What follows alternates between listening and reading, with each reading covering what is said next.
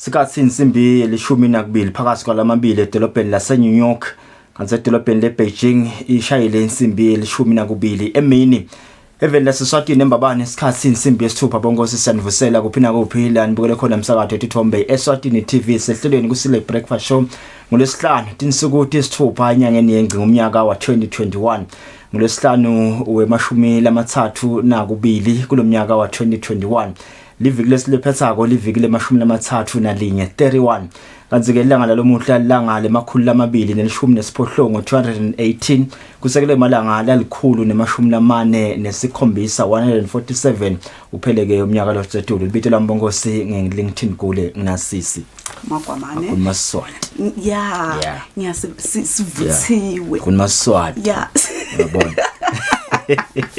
uyafila Izizi ngizesaka ngifilile nawe ngizesaka ngiyabona Magwamane bathi Messi uyahamba kubasela itolo ebusuku bekusekulator I never saw this one coming some of us anyway kwale bathi ayitawendeka masinyane one of the greatest players of all time.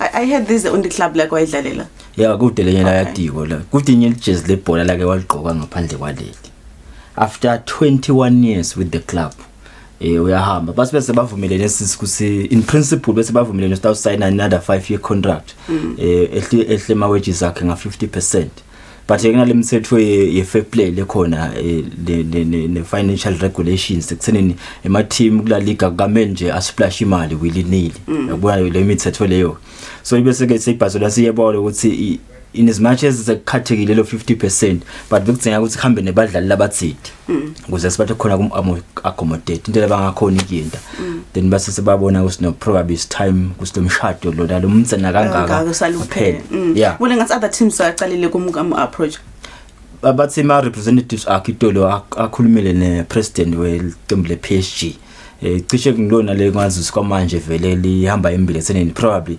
angalinda khona ku PSG lelinye lebeli khona be Manchester City but Manchester City ngiyakhumbula lesitolo be announce Grealish kusongenile akwadiwayo ukuthi gcina kuphi ngoba ngivena lo munye akhuluma ukuthi Arsenal ngam-afforda lo mdlali Kalenda tsale ngitshela ukuthi Arsenal can afford this player. I think I know that one. You know that one? Yeah, I think I know that. But ngoba lo muntu lona uthanza kuwina. Uwine udlale imatch 778 appearances, washaya 672 goals. Wathola ema league titles lang 10 neBarcelona, 4 Champions League. 3 club World Cups angiyathi iArsenal ukuthi ngakhona yini kumniketa half wallet in for the disease kanti letinye tindzaba lesivele nato elangeni la itolo nje ebusuku ngathi tindzaba tikhathe bensimbi yemfika mengamelo live leNingizimu Afrika Cyril Ramaphosa umemetele ishinjo khona ecabinet lapho khona liningi labamvu Magwabane bakhala ngekuthi kakhulu kati nasikhuluma ngaminister Lindiwe Sisulu beva ngathi ispin demotion the light fall from kuphuma elitiko laka I think it's human settlement and water and sanitation beva ngathi bamdimotha nangabe bamfaka but the biggest shock of them all is Minister of Finance finance Tito Mboweni bekungacabanga lo ukuthi anga basu resign but it's been a while so lathi cela ukuthi ngicela kuphuma. I think it's one of the experienced finance ministers babe baba nawo le New Democrats after of course Trevor Manuels but ke sibonena health minister na resigner amid le scandal lesikhona sis but ukuchazele president ukuthi kunale unrest lebe khona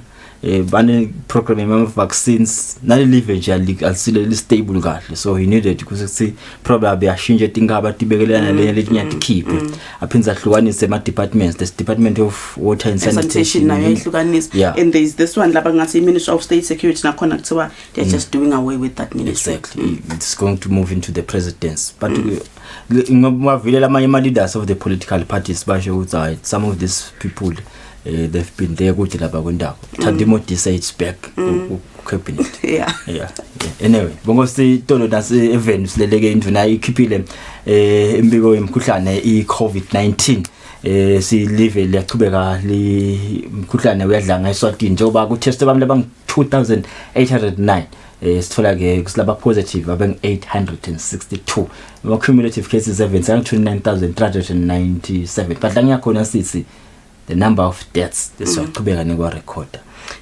Magwabane itolo uchazile lokufaka ukuthi noma le tinombolo dingasito letisetulu kepha kushona komumvu munye imvo lenkulu tiyachubeka tiyasikhulela siyakhomla sibe solo sikhuluma ngebantfu labane bantfu labasihlanu bantfu labasithupha kepha nasibona tinombolo tifika ku9 imvo lenkulu leyo la side balitiko bahlelela ukuthi at least kube nemaswathi lamaningi la khona kokugomela umkhuhlane iCovid-19 ukuze kube khona emaswathi la ufola kwalomkhuhlane yet letinombolo tebantfu labashiya emhlabeni ticubeke tibe ngileto letiphansi kanti ke sibathe tibhedlela abalashelwa lomkhuhlane bang 281 my active cases nje lesinawo 6124. I think we need to clarify something ngoba ngivile abanye bami labazala babuja lo ukuthi babona nangiya cumulative cases na active cases usilo cumulative ngemaswati lasabe nalomkhuhlane faka khathi labo labashile emhlabeni labaluleme lonke nje liswahlela kala banemkhuhlane iCovid-19 ngilaba bese kuthi lo active ngilele labanawo kuseni banatha liphilisi lalomkhuhlane exactly banawo basekhaya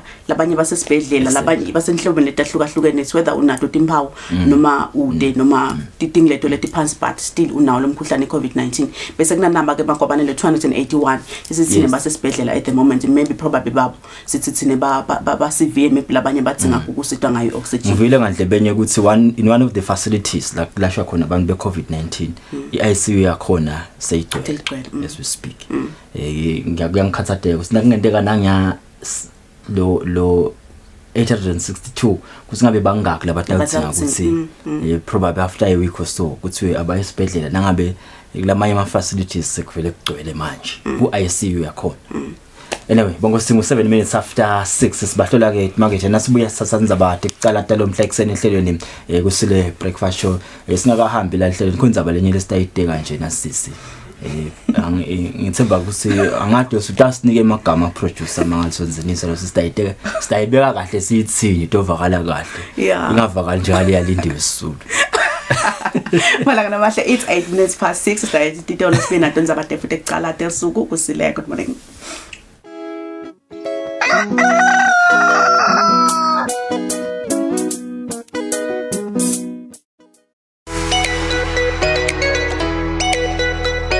Tomangwani vuka uvakashe yati live lapho kabantu imbukeli there's so much to learn and see in the kingdom of Eswatini.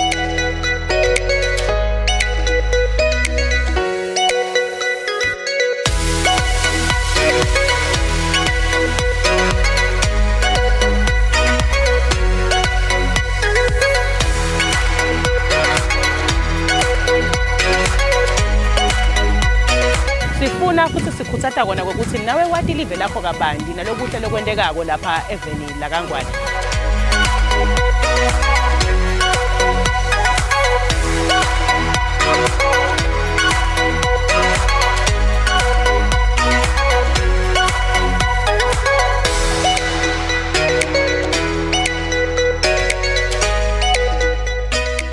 Namambalo yabona mbukeli ukuthi indalo is a beautiful thing. Umkhulu baNkulunkulu kuyabonakala ngendalo.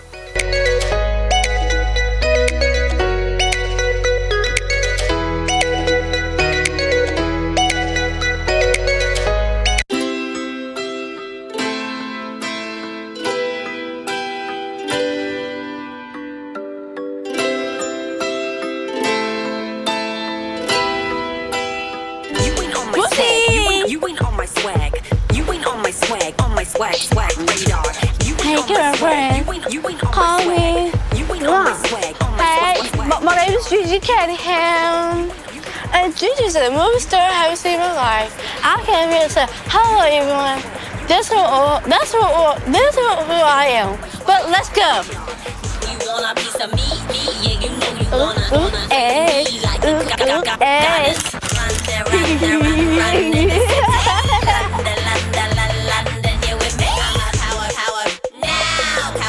with the boom boom pow. You ain't on my swag radar.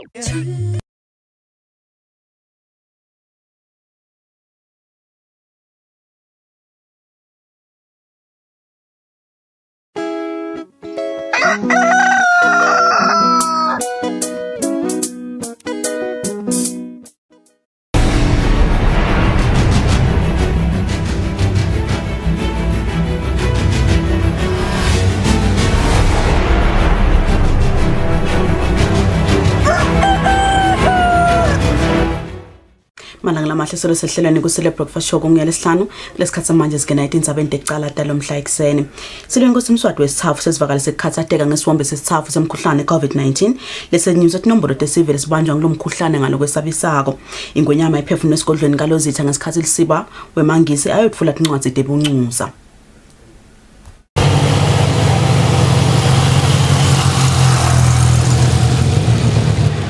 Lusibalukhulu eNgilandi Simon Boyden ufike esigodlweni ngalozitha kutoyetfulela ingonyama emhlaba inkosi emswadi wesithathu dincwadi debuncuza letimgunyata ngalokuphelele ukuthi anxusele live le-United Kingdom kuleli agcine aphinze akhulise ebudlelwane belive leSwatini nayo i-United Kingdom ngakuthunywa indlovukazi yemangisi Queen Elizabeth wesibili. High Commissioner Boyden uthatha sigaba sekuba ngulisiba weSwatini ngemva kolisiba wayitolo John Lindfield losiyathatha umhlala phasi kuTembusave. Lo Boyden ngumkantshubovu kuteqhumanisa live le-United Kingdom nalamanye amave emhlaba lokungumsebenzi lawende kusukela nga-1997. Uchazele ingonyama ngetinhlelo live lakhe lelisekela ngato live leSwatini etinhlangothini letinyenti sibili ngekusebenzisa inhlangano ye-Commonwealth. Lusiba Boyden uthi United Kingdom itayosekela live leSwatini ekubuyiseni isimo semnotho lokhu inyabetwe ngumkhuhlane i-COVID-19 kanzi ingcenye lenkulu yekwenta lokhu uthi kungaba kuqinisa tinhlelo tekuthengiselana kulamave. The setback in economic development caused by COVID-19 is immense, with stark implications globally for humanitarian response, the numbers of people in poverty, and the need for debt relief. But I can assure you, Your Majesty, that the UK remains committed to ensuring that trade supports economic development throughout the value chain and thereby contributes to poverty reduction in Eswatini. Your Majesty, even though we are a small team with limited resources, the new British High Commission in Eswatini is also supporting hundreds of Emaswati at the local level.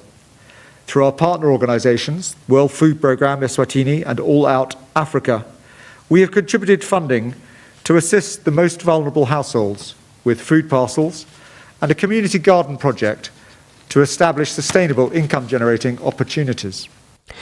Ingonyama emhlaba ithi kwenyuka kwetinombolo tesive lesibanjwe ngumkhuhlane i-COVID-19 kuleli kulamalanga kuyetfusa futhi kulimisa kabi live njengoba luhlanganiso lwetempilo litawugcina selungakhona kubamba lesimo ngalokugculisako. We are realizing the pandemic is even getting worse and worse. The figures, the numbers are increasing. The discouragement, of course, was that we were making tremendous progress here in Eswatini. For 3 weeks ago, we were talking of about 4 people per day. Today, we are talking about of 1,000 people a day.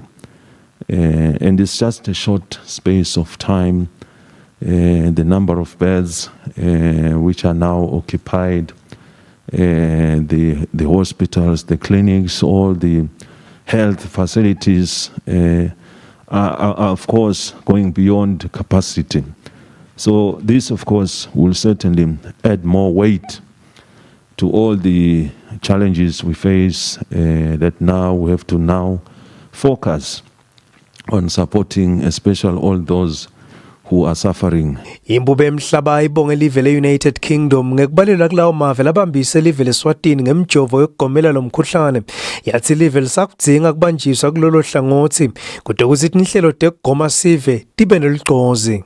We are grateful that one of the vaccines which we received here was obviously the contribution from Great Britain, and this vaccine will certainly go a long way. So we're very grateful of that vaccine.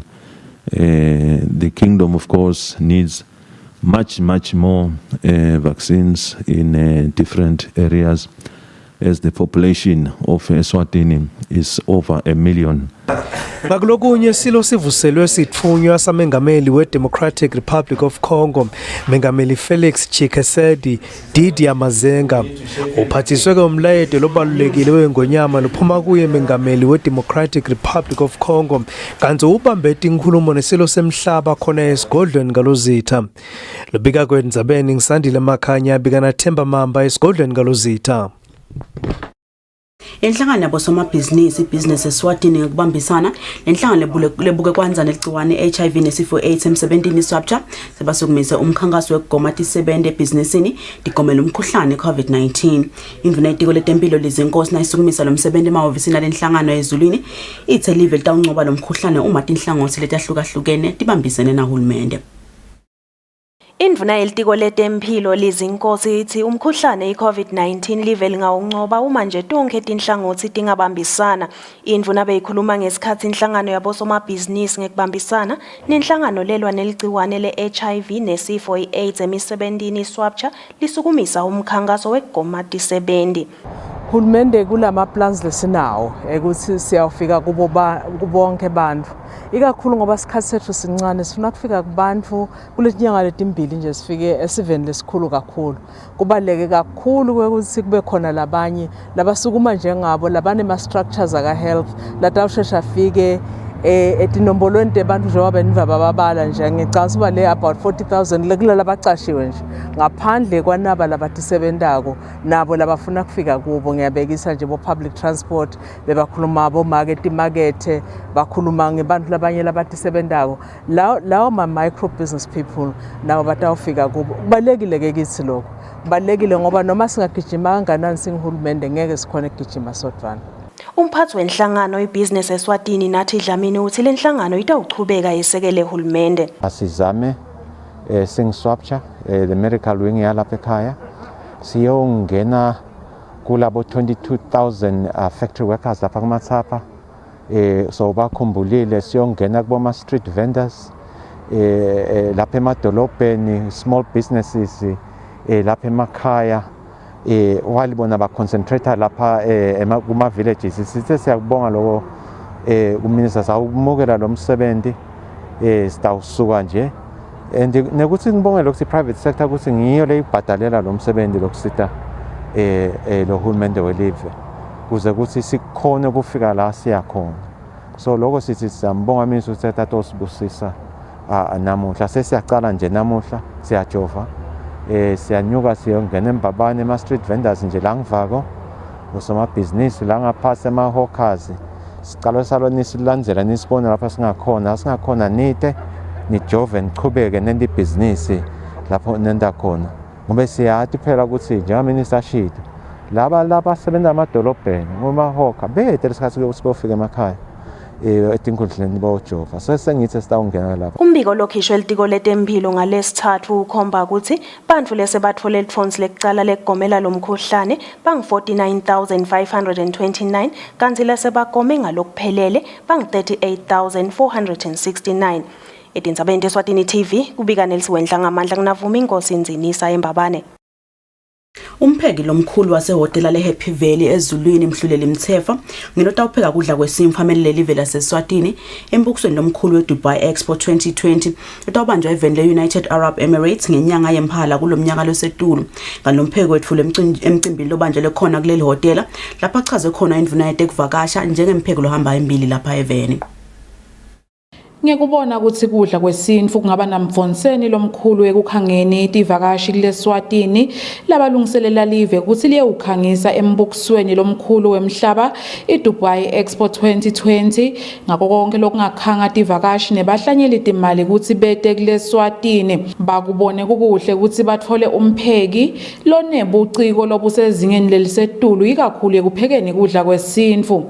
Umpheki noma chef lonconywe kakhulu kubapheki bonke kuleli kube ngumhluleli Mthemfa longumpheki lomkhulu yehotela eHappy Valley. Nakethula lompheki sihlalo waleli hotela umfana Nkosi lonkhokhela lobe kakhuluma emcimbini wekuvisa ivakashi izwiye kudla kwaMthemfa uthi ite bayamethemba lo wakaMthemfa ukuthi utalimelela kahle live.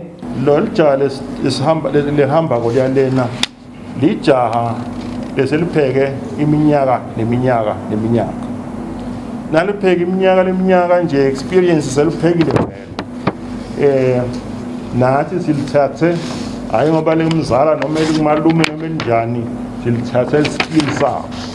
Indvuna yetekuvakasha nemvelo Moses Vilakati ichaza ngekudla lokutawuphekwa ngulo chef eDubai. Lokudla ke uqala kube nale starter bese sekuba nalokudla mbamba. Kule starter bathi bafake tinhlumaya nesitulo sembudi. Bese kule menu kuba lisobho letindlubu nesinkwa sembila sekuba nenkukhu yasemakhaya. Lapho sekufaka nelithanga netinqeke nelipalishi phela. Sekatibongela ngekunconywa kangaka mtsetfwa ukhutsate bonke bantfu ukuthi batimisele emisebentini labayentako. Kupheka ngikholelwa ukuthi yinto lefuna isuke elithandveni utimisele akusiko lokudla as per se utiniketa sikhathi ubuke ngoba lesinye isikhathi labanenge ubona ngekubuka bese ngikhanisa uyenda. Evikini leliphelile leSwatini lihambise umfalo wempahla lekhicitwe kuleli letawukhangiswa kuyo iDubai Expo 2020. Kubikahle ngiwendlovu nginambongwa Dube sisezulwini. Likomiti libuke kusebenta kwelitiko letemfundo endlini yabaye esikhulu lihlangene nenhlangano yabothishela kuleli lapho khona kubukeda umthetho losakhankanya lotosungula libandla letabuka kusebenta kwabothishela kuleli iEswatini Council of Educators. Likomiti libuke kusebenta kwelitiko letemfundo endlini yabaye esikhulu litawuhlangana nabo bonke labatsinzekako ehlangothini letemfundo njengemetamu ukuthi bonke bafaka imivu kwakhiweni kwalomthetho losakhankanywa iEswatini Council of Educators bill. Sihlalo welikomiti libuke kusebenta kwalelitiko endlini yabaye esikhulu lophinza abelunga leParliament enkundla yasesandleni nowagama uchaza kabanti ngalomthetho losakhankanywa. It has taken long, quite a number of countries, especially in the SADC region, sebanawo emaloko lama council. For instance, in South Africa they've got SACE, which is the South African Council of Educators. It has taken long, so we've worked hard ukuthi sibe nayo le council isebente njoba sihlangene namhlanje manje. Sihlangene thina njengeportfolio with the ministry sasesibuka ukuthi no nama stakeholders aswa invite ngoba i-composition of the council involves all the stakeholders. Let me give an example. Primary schools are represented. Tertiary schools are represented, both public and private. Kubese kuthi even bosebenta they are represented. Mapalana wenhlangano yabothishela kuleli sikelela Dlamini uthi kuphasa kwalomthetho losakhankanya kutawenda bothishela babe nelive etindzabeni tabo. Vele thina singusinathi itawusisita kakhulu ngoba noma siyi trade union but siphinze sidlala iqhaza lokupromote the professional aspect of the service that we deliver, lay education. Sinhlangano yabothishela thina siphinze sibe ingcenye yenhlangano letinhlangano tonke tabothishela kamhlaba kupitwa ngekuthiwa Education International. Itawenda ukuthi sinathi abe netihlalo letitsite le ku council lokho kutakwenda ukuthi uma kutekwa tindzaba tabothishela eveni nasinathi live lakhe libe khona. Ngeke kuze kwenteke lokwenteka nyalo la ukhanza khona ukuthi tindzaba tabothishela titekwa sinathi angekho kanti thina siphinde sirepresent labothishela lokho kwenta lokuthi lendzaba ibe ayisatekeki kahle. Kuqhubekela phambili sicabanga ukuthi le council itasina seyikhona itawusita lokuthi sinathi njengenhlangano yabothishela utawube ahambisana kanye ngalokulinganako nalokufana nako nawo onke ama stakeholders ale education system. Sihlalo welikomiti libuke kusebenta kwelitiko letemfundo endlini yabaye esikhulu uthi lo mthetho angeke ucinzetele bothishela basenta umsebenzi wabo ngetindzabeni eSwatini TV kubika Fortune Dlangamandla namuzi mkhonta seParliament. lukhetho lesibili lekugcwalisa tikhala tilunga lephalamende kanye nendvuna yenkundla etinkundleni letahlukahlukene kuleli litawubanjwa ngeMgcibelo mhla til-14 kule nyanga lesetulu. Ngalokhu kuvotwe ngusihlalo welibandla lelikhetho nemingcele i-Elections and Boundaries Commission uMfanenkosi Mhlaphuhlangene Dlamini embikweni la uthumelele betindzaba. Embikweni lothunyelelwe betindzaba sihlalo welibandla lelikhetho nemingcele i-Elections and Boundaries Commission uMfanenkosi Mhlaphuhlangene Dlamini uthi mhla til-14 kulesetulu inkundla yakaLamgabi kanye neyaseshiselweni 1 itawukhetha lilunga lephalamende.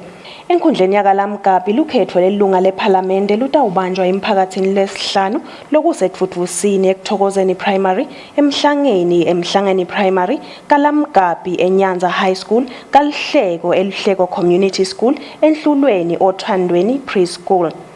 Eshiselweni 1 lukhetho lelunga lephalamende lutawubanjwa emphakathini lesikhombisa lokusedume Nkhungwini, eWelcome Primary, ePosini eSt Juliana Primary, eZikhotheni eSt Anselm Primary, kaHuhuma e-Evangelical Church, kaMabonabulawe eMasiphula Primary, eManyanzeni eMantambe Primary, eMchinsweni eMantambe High School. Lukhetho lendvuna yenkhundla enkhundleni yaseMathanjeni South lutawubanjwa emphakathini lesithupha ngalo lelilanga. Lemiphakathi kusebambije, eBambije Primary, eDinabanye, ePhumelela Primary, eMgamudze Primary, kaNkonga eMathanjeni Primary, eNsalije eOslo High School, kaComindaba kutawuba se-Osabeni Primary kanye nakaComindaba Primary. Etindzabeni teSwatini TV kubika Nelisiwendla ngamandla yembabane.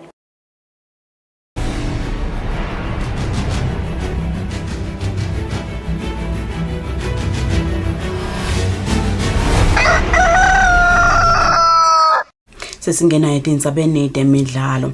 Mengameli lomusha enhlangano emidlalo weMadarts Phumlani Ndwandwe uthi umkhuhlane COVID-19 wende kube likhuni kulungiselela imidlalo yabo ye-Region 5 lokumele idlalwe kule ngenyanga yemphala kulomnyaka losetulu. Likomiti lelithanza kuthatha enhlanganweni yemidlalo weMadarts libhekene nomsebenzi lomkhulu wekulungiselela imidlalo lemkhulu lemibili lebheka ukuthi idlalwe lakhaya. Le midlalo ifaka ekhathi Malkens Open leyingenele badlali labasuka kulamanye emave eAfrika kanye nalomkhulu umdlalo weRegion 5 lotodlala ngenyanga yemphala kanike yena ungenela amavila asuka eKwaSadak.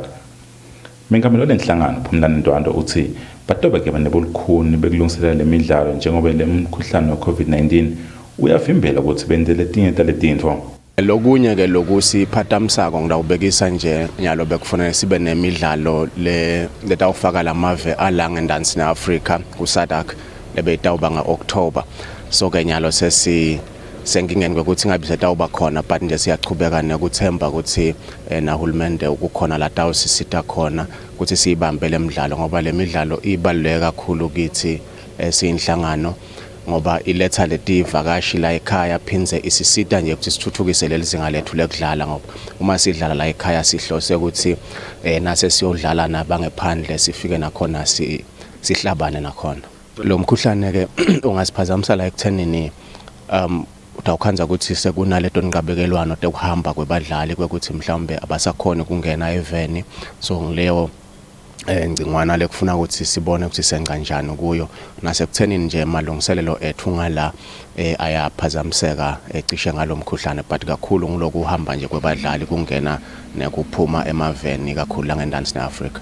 Ndwandwe uthi labakhambisa embili ke balikomiti lelisha ukutfola tindzawo letanele tekudlalisa lomdlalo lobekiselo kungito tinkinga lebetiphatamisa ukuthi lomdlalo udlalwe ngempumelelo phinze ukhule.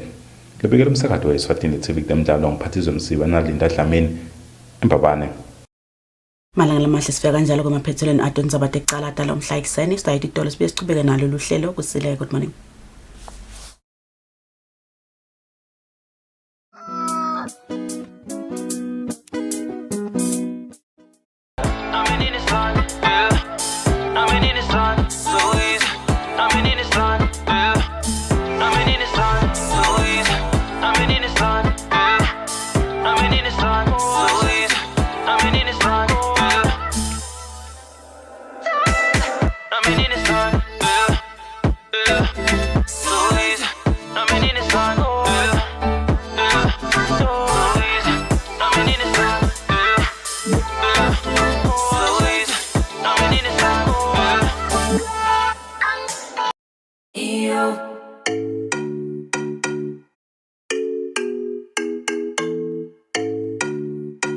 favorite music show is back. We're bringing you the hottest music videos and live studio interviews with your favorite celebrities. We're giving you a front row seat to the latest fashion trends as well as your weekend gig guide. Join us live on social media and call in to send in your shout-outs. Catch This Weekend Eswatini every Friday at 5:30 p.m. live on Eswatini TV.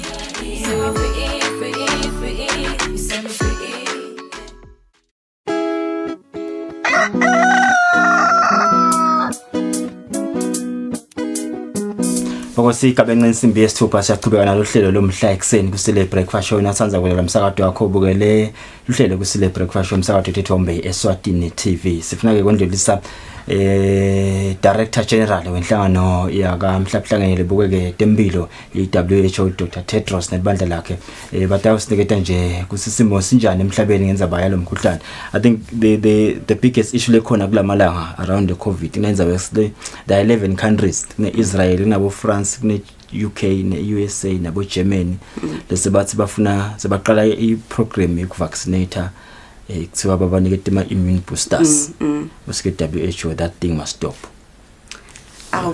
Because magobane ngicaba ukuthi inyalo onke emave emhlabi kakhulu kadlala khonako kutendela timvi kakhulu kadlala nawo emagumbi tsite ecwaningi tshela ukuthi bafuna ukuthi nomkhuhlane bawubambe ngetindlela letahlukahlukene naku phela inzaba yawo ema vaccine akuse inzaba lengase thine sesikhonde ukuthi onke emave la utfola kumjovo COVID-19 outfall sesinaloko I think anyways let's see WHO ke ukhala ngalo ukuthi lamavela awatana kakavunyelwa nje ukuthi akwende lokho atawusebenzisa lokungenani 400 million walama doses la khona yethi kunemavela satsinga nje ukuthi abantu bathole ilthonsi leqala kunemavela afana neSwatini nje bathathinga ukuthi kube nathi lesathola ilthonsi leqala ngakho ukuthi alume lo hlelo lesakahlongo tala lamavela labanye kayaqala kuleli viki leli lamanye athatha liqala nakuphela inyanga yenyoni asendulise bongose umbiko lechamuka khona ku World Health Organization.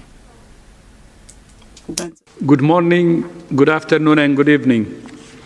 In January of this year, a midwife from Uganda called Harriet Naiga joined our press conference to talk about her experience as a health worker during the pandemic.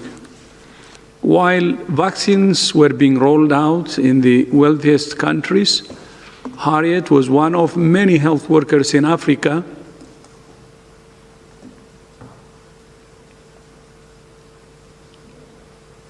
and around the world who was still waiting for her turn to be vaccinated. At the time, Uganda, like much of Africa, had relatively few cases of COVID-19. But starting in May of this year, Uganda experienced a surge in cases and deaths as variants tore through a largely unvaccinated population. This morning, Harriet sent us this email. I quote, "I got my first shot and I'm yet to receive the second. The situation was tough for the last 2 months, where over 2,000 people died so far, including health workers. We hope that the vaccines will be able to reach different parts of the country and hope that people will be responsible enough and go for vaccination." She says, "Otherwise, COVID is spreading, though people are now moving to work in order to earn a living, since the majority depend on hand to mouth." End of quote. This is the reality for hundreds of millions of people around the world. They cannot afford to stay at home. They work to eat. These populations need vaccines urgently, especially health workers, older people, and other vulnerable groups. And yet, even while hundreds of millions of people are still waiting for their first dose, some rich countries are moving towards booster doses. So far, more than 4 billion vaccine doses have been administered globally. more than 80% have gone to high and upper middle income countries, even though they account for less than half of the world's population. I understand the concern of all governments to protect their people from the Delta variant. But we cannot and we should not accept countries that have already used most of the global supply of vaccines, using even more of it, while the world's most vulnerable people remain unprotected. In late May, I called for global support for a sprint to September to enable countries to vaccinate at least 10% of its population by the end of September. We're now more than halfway to that target date, but we're not on track. When I issued that challenge in May, high-income countries had administered around 50 doses for every 100 people. Since then, that number has doubled. High-income countries have now administered almost 100 doses for every 100 people. Meanwhile, low-income countries have only been able to administer 1.5 doses for every 100 people due to lack of supply. We need an urgent reversal from the majority of vaccines going to high-income countries to the majority going to low-income countries. Accordingly, WHO is calling for a moratorium on boosters until at least the end of September to enable at least 10% of the population of every country to be vaccinated. To make that happen, we need everyone's cooperation, especially the handful of countries and companies that control the global supply of vaccines.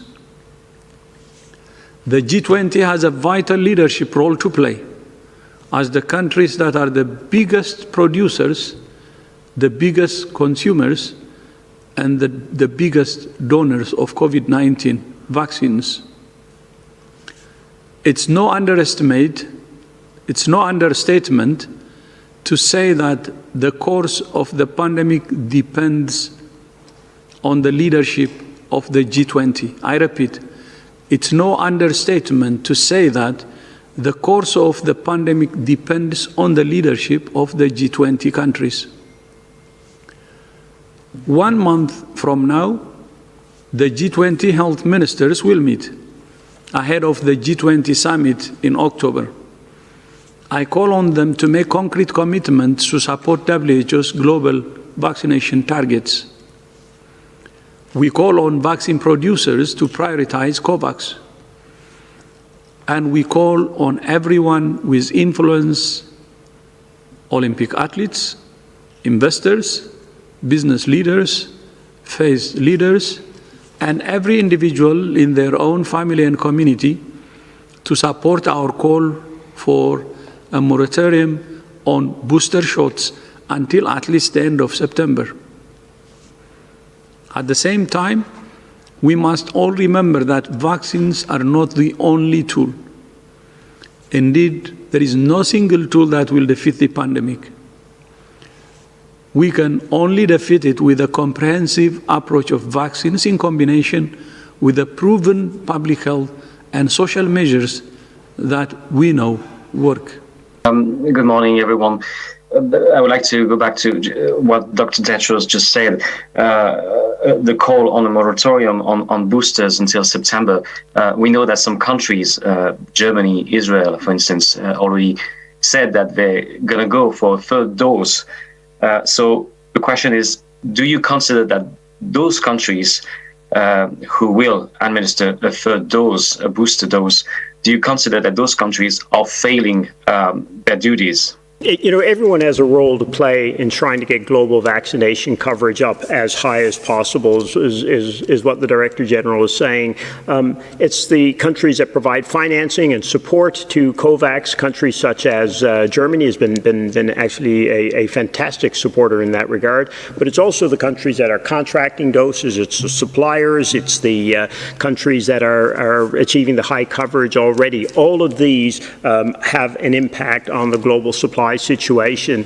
And what the Director General is calling for is trying to right the extraordinary and increasing inequity that we have in the distribution of vaccines. If we look at Africa as a continent, for example, we're at less than 5% coverage in terms of 2 doses of vaccination. We're down around less than 2% coverage, actually. And this contrasts with the numbers in North America, in Europe, and other areas where we're getting upwards of 50% coverage now, which means in some of the most vulnerable areas of the world with the weakest health systems, the healthcare workers are working without protection, as we heard the story about Harriet this morning or just now from the Director General. The older populations remain at high risk. So what we're calling for is, for at least the next 2 months, is a complete, global solidarity around the goal of catching up the rest of the world to, in terms of its immunization coverage. So the moratorium is all about, for those who've decided that they may want to use booster doses, etc., trying to put a hold on those policies until and unless we get the rest of the world caught up. Because we have to approach this, as the Director General said from the very beginning, we're in a pandemic. The entire world is in the middle of this, and as we've seen from the emergence of variant after variant, we cannot get out of it unless the whole world gets out of it together. And with the huge disparity in vaccination coverage, we're simply not going to be able to achieve that. And if we continue to put strain on vaccines by now going into 3rd, 4th doses or whatever in areas that already have high coverage, we just will not be able to catch up. So really it's a call again for that global solidarity to achieve the coverage we need to have the biggest possible public health impact and get the world out of this crisis as rapidly as possible. There are a limited, very limited number of countries that have begun to administer 3rd doses, which we would call booster doses. And I think one of the really strong points that we want to make is that there are a larger number of countries that are contemplating this. The evidence is evolving, it's moving. We don't have a full set of evidence around whether this is needed or not. And the most important thing at this point is that for countries that are contemplating this strong message from the Director General that we need instead to focus on those people who are most vulnerable, most at risk of severe disease and death, to get their 1st and 2nd doses, and that we can move on to how to advance programs as the evidence gets stronger and as supply is assured and we have much higher coverage for those 1st doses in much greater percentages of populations in every country around the world. I think the second point is really around this evidence point, which is this is a really big decision about administering 3rd doses to people who have already been vaccinated. And it's incredibly important that we're clear about what the data are, that the data are strong in supporting or in not in support of whether or not those doses need to be administered. If we're not really grounded in that clarity, we're going to be in a place where we have forever uncertainty about what actually should be done. This is on the Lambda variant. There's a lot of concern being raised in various quarters after the Japanese study that showed that it has mutations that might resist neutralization by vaccine-induced antibodies. What is WHO's level of concern, and should this not be listed as a variant of concern by now? The Lambda variant is one of several variants of interest that WHO is tracking around the world at the global level. As you know, we have 4 variants of concern. We have at least 4 variants of interest. We have 13 alerts that we're following, and we have many, many more signals that we're looking at. And what we're doing is the Lambda variant does have, it's known as C37. It is classified as a variant of interest. I was just checking our GISAID database, the online database, and looking at where this is circulating. It's been reported in more than 40 countries right now, but most of those reports of sequences that have been shared on GISAID report less than 10 sequences. And so it is actively being discussed as a variant of interest because it is being reported in a number of countries. But what we're looking at is how well it circulates, how much transmission takes off once the variant is detected. And in fact, it really doesn't seem to take off once it is reported in a country. Even in Peru, where it was first detected, reports from our PAHO colleagues actually state that the Gamma variant, the P1 variant, is outcompeting the Lambda variant. You mentioned some mutations of interest. We're also looking at those. There are several mutations in the Lambda variant in the spike protein. There are some amino acid deletions. There's a number of characteristics of it that cause some concern because, of course, any changes in the virus pose some threat to its ability for the vaccines to work. And so there are some studies that are underway. I think you're mentioning a preprint that was just released.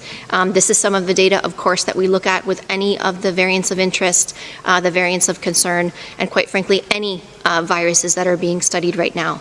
So at the moment, we classify this as a variant of interest at the global level.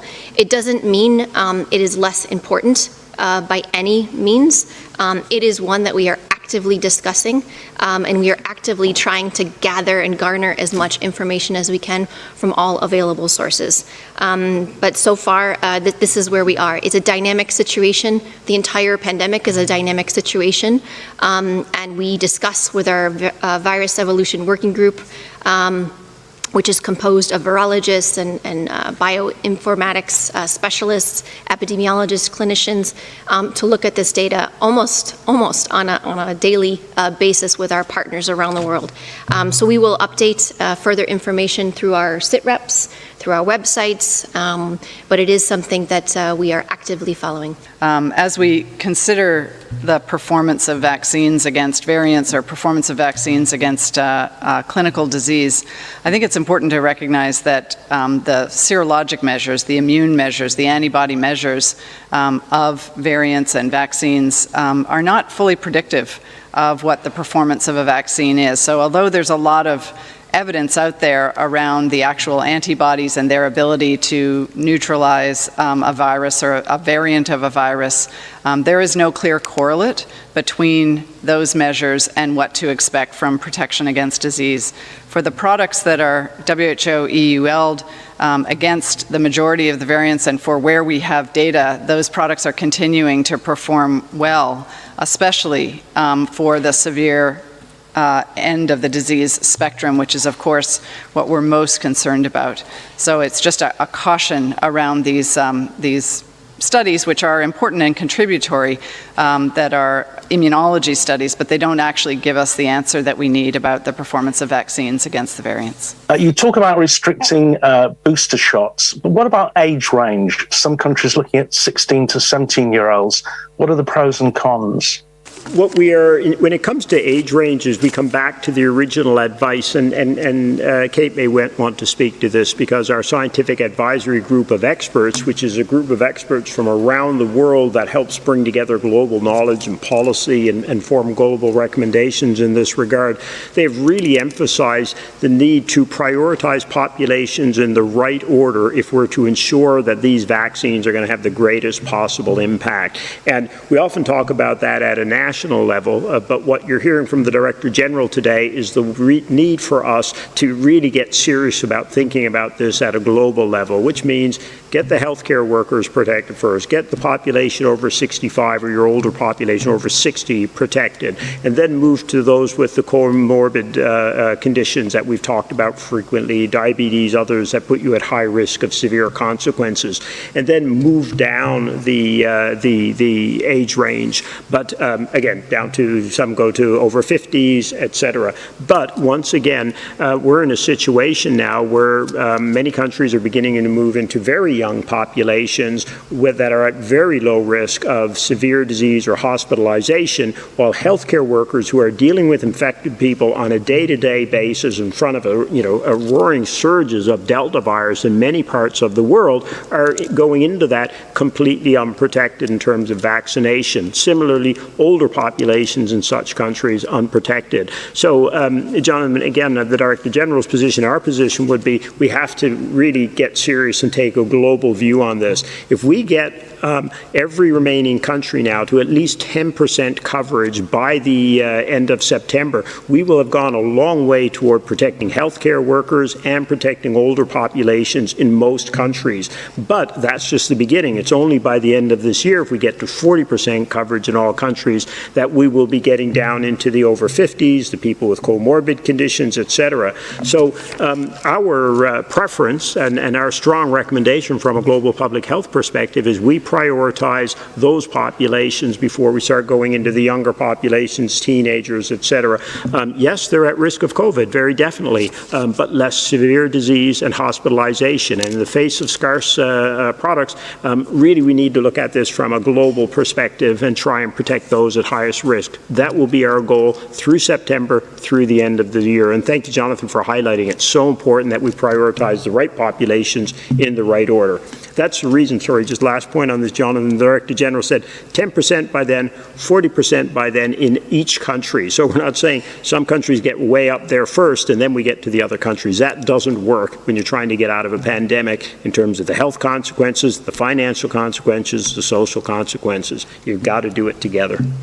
My question is about the herd immunity. During the Q&A session in January, Dr. O'Brien mentioned for COVID-19, WHO still doesn't know what the fraction of the population needs to be vaccinated in order to achieve the herd immunity, but they think it would be something around 70% or more. 7 months after, with the Delta variant becoming more and more dominant, do you still consider 7% would be sufficient to achieve herd immunity, or do we need a much higher percentage? Thank you. So the question of herd immunity is really this question of are people who are non-immune, who don't have vaccination or who don't have immunity from natural infection, do they have protection from disease simply because they're living in and amongst people who themselves are immune? And so there's no one number. It's not a yes there is or no there isn't. It's the degree to which there might be some protection for non-immune people. And that is totally dependent on how transmissible a virus is. We have a lot of information about a lot of different viruses, and I'll use measles as the example, which is a highly transmissible virus. And in order to protect those people who aren't immune, we need about 95% of other people in the population to be immune.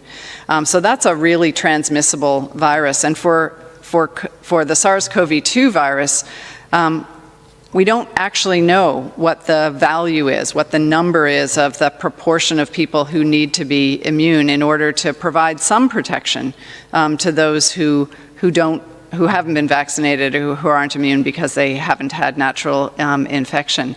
But as we see the expansion of variants that are more transmissible, it does mean that with more transmissibility of the virus, the need for a greater proportion of the population to be vaccinated in order to start to provide some herd immunity is needed. So this is a number that continues to be something of interest. We know that it's going to be a value, a proportion vaccinated that's going to be substantial. And those are really sort of questions that we can continue to look at.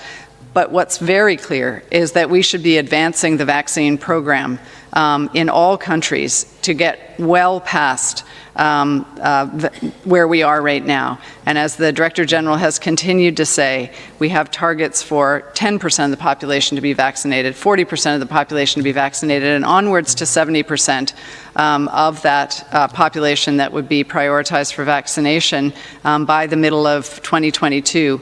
And that's when we can really start focusing around the edges on just how high it needs to go beyond that. But it's quite clear that with increased transmissibility, it does drive up what that fraction is that is needed to be immune, largely through vaccination, in order to start to see some herd immunity. I think Maria wants to add a little bit to that. Yeah, just very briefly, because Kate really covered a lot of it. I think part of the challenges are the uncertainties that we are facing right now about the virus itself. You know, with the variants that we are seeing, there is demonstrated increased transmissibility with these variants of concern. And as Kate has said, that drives up the proportion that would need to be required to be vaccinated to reach this herd immunity. I actually prefer the community immunity phrase more than herd immunity, because we take into account those that have been infected naturally plus those that have been vaccinated. And so, yes, you know, we need a large proportion of the world's population vaccinated to reach this community immunity level. But I just want to stress that this is also why we stress the vaccines and not vaccines only strategy, because we are so limited in our ability to reach the world's population. And there are very clear reasons for this, which the Director General has outlined many times. And the sharing of these vaccines, the reaching of those who are most at risk around the world, you know, quite frankly, is a challenging thing to do, but we just need to decide to do it. And it can be done. And so we need a strategy of vaccines, and we need the public health and social measures at individual level, at community level. We need everybody to step up right now. We need everybody to play a role, whether you are a political leader of a government, whether you are a community leader, whether you're the leader in your home, or an individual on the street. Everybody has a role to play here. We need masks to be worn. We need physical distancing. We need good ventilation. We need to spend more time outdoors than indoors if possible. We need to make sure that we get the vaccine when it's our turn. And so not only do we need to reach a large proportion, we need those who are offered the vaccine to take the vaccine. And there are many safe and effective vaccines that are in use right now. So this vaccines and not vaccines only is absolutely critical as we go forward. And we do need you to bear with us as the science grows, as the science changes, as the dynamic situation evolves. But the outcome of this pandemic is completely in our hands. And so how we choose to act, how we choose to behave, the decisions that each of us make matter, good and bad. Ibandla lenhlangano kamhlaba yetempilo iWorld Health Organization iholwa nguye Dr. Tedros Adhanom Makwabane indzaba lapha itsintsa lenkulu ngiyabona lana ukuthi globally sekuhanjiswa vaccines around 4 billion kulo 4 billion lona Makwabane 80% wawo aye kula mavele ngathi thina emekahle kutomnotfo lakhala ngako WHO ekutheni already ni khonile kujova most of your population, but seniphinze nyalo nifuna nange ama boosters latabese maybe sathika beta silala amanye amavele angakhoni agcina khona for imijovo ngoba nyalo utsinga again around 11 billion namaposis 11 billion amadoses kuze kusekutha ujova 70% of the global population. I think there was a question lebudekile ukuthi bacabanga ukuthi nase kujovelo 70% stabese sikhole solo sishayileni le herd immunity na I don't think so. Ngoba nansi uyabuka nje sithi bakhulume ukuthi lokungenani 29% of the global population bantu lesebalitholile lidosi labalinye bese kuthi around 1% bantu abasamele amadosisi nje ukuthi batholile lilinye and nansi uyabuka ke a bigger chunk of that ila Africa ngilamave kulala khala ngako mhlahlangene ngilamave la ngemi kahle kutemnofo Makwabane if nine nifuna kucetha Israel is among the countries now la khuluma ngalandzaba yama boosters already bona bagomisile ipopulation yabo lenyenti around 80 to 84% of the population yebamvu lengathi thine batsala bane defaulted futhi already kusebafudane ku achieve the herd immunity bond bayishaya bona sis. Yes, Israel was the first country kuyishaya le herd immunity kubo and kuyabasebenzela bona and nalo bayangena States bayaqhamuka abo France bayaqhamuka vele the G7 countries nje nangasho njalo onke vele nyalo siyafuna kuyi roll out le program lekathi ayime emhlaplangene ngoba ngakwangazi ukuthi vele idlala ama vaccines le ngabe ashipwa out to lamavela sathuthuka if nangabe edudu bo hate nje yobaselo bangamajovu ngani baqale I think it's few weeks back I think baqale yebo baqale but thanks to the US baqale nabo Tanzania recent. Exactly. So September yebo ngosuku sinzabaleka taqhubeka ayiteke WHO lena it's a minute before 7 sibathula ke market nasibuya sazanza bade ensimbi yesikhombisa. You're watching the Friday edition of Kusile Breakfast Show. Good morning.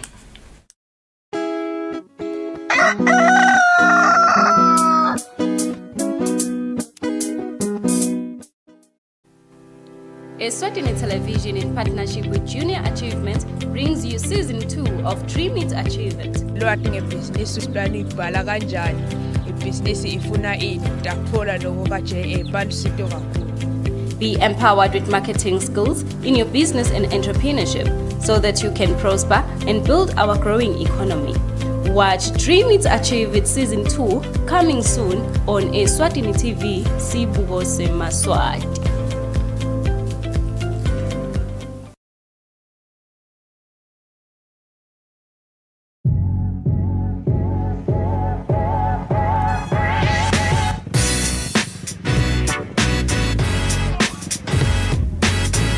Sanibonani maswati lamahle libito lami ngumthandazo Mkhonazi and you are tuned into a brand new show on Eswatini TV called Street Quiz.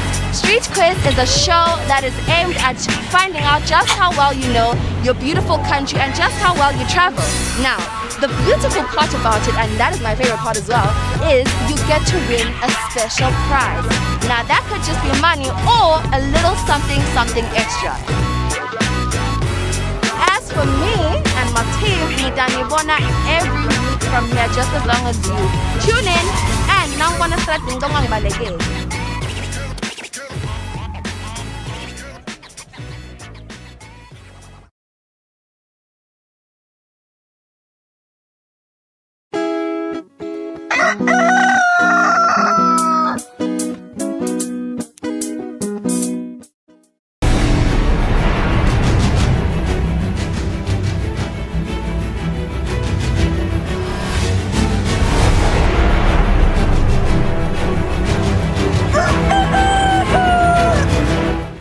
Malanga lamahleselo sehlelweni Kusile Breakfast Show kunguye lesihlanu kulesikhathi samanje singena endzabeni desibili delisuku. Sile inkosi Mswati wesithafu sesivakalise ukukhathateka ngesiwombe sesithafu semkhuhlane COVID-19 lese news etombolo tesivele sibanjwa ngomkhuhlane COVID-19 ngalokwetfusako ingonyama iphefumula esigodlweni ngalozitha ngesikhathi lisuba olive lemangisi owuthula tincwazi tebuncusa kuye ingonyama.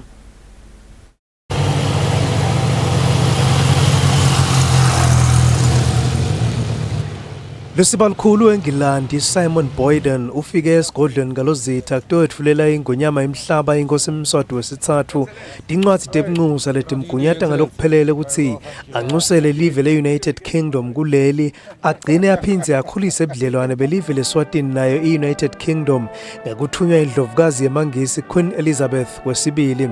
High Commissioner Boyden uthatha sigaba sekuba ngulisiba weSwatini ngemva kolisiba wayitolo John Lindfield losiyathatha umhlala phasi kuTembusave.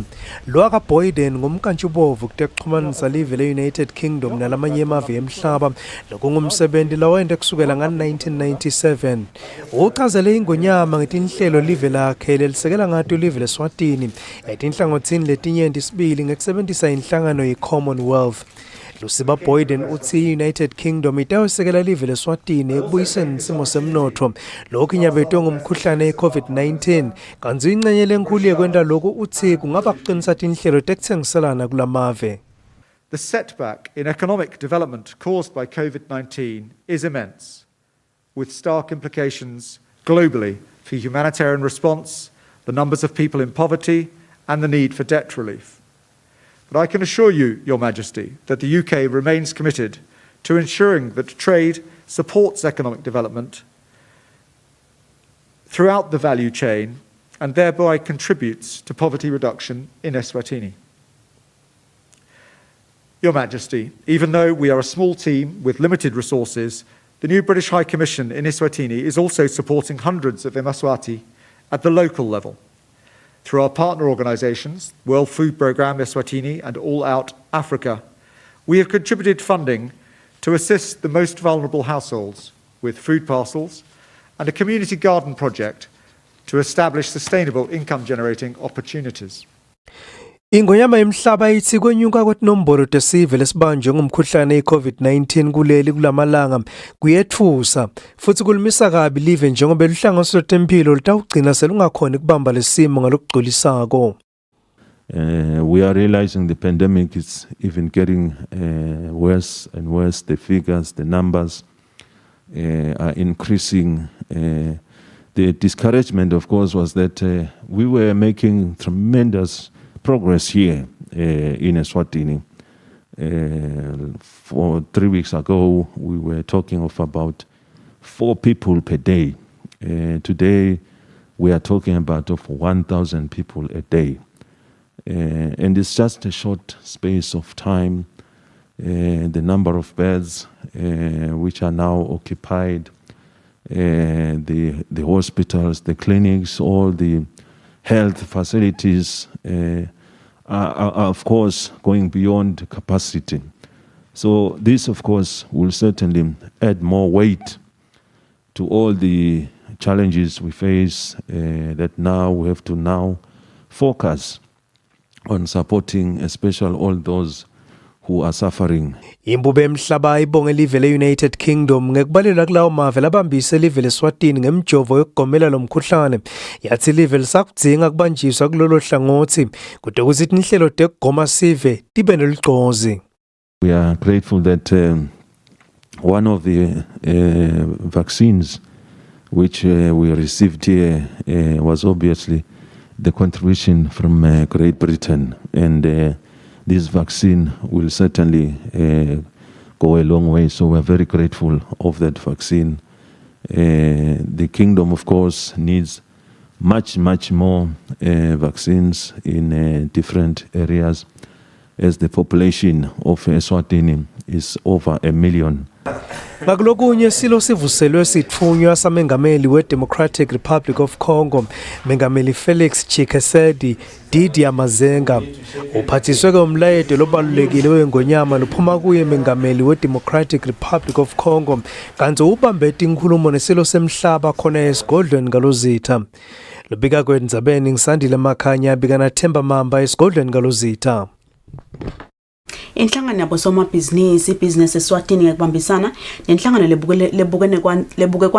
kuvikela kwanza kweligciwane HIV nesifo AIDS emsebentini swapcha sesikumise umkhankaso wekugoma tisebenti etahlukahlukene ebhizinisini tigomela umkhuhlane i-COVID-19. Induna yetiko letempilo lizinkosi nayisukumisa lo msebenzi emahhovisini alenhlangano ezulwini ithe live litawuncoba lo mkhuhlane uma tinhlangano letahlukahlukene tibambisene nayo uhulumende.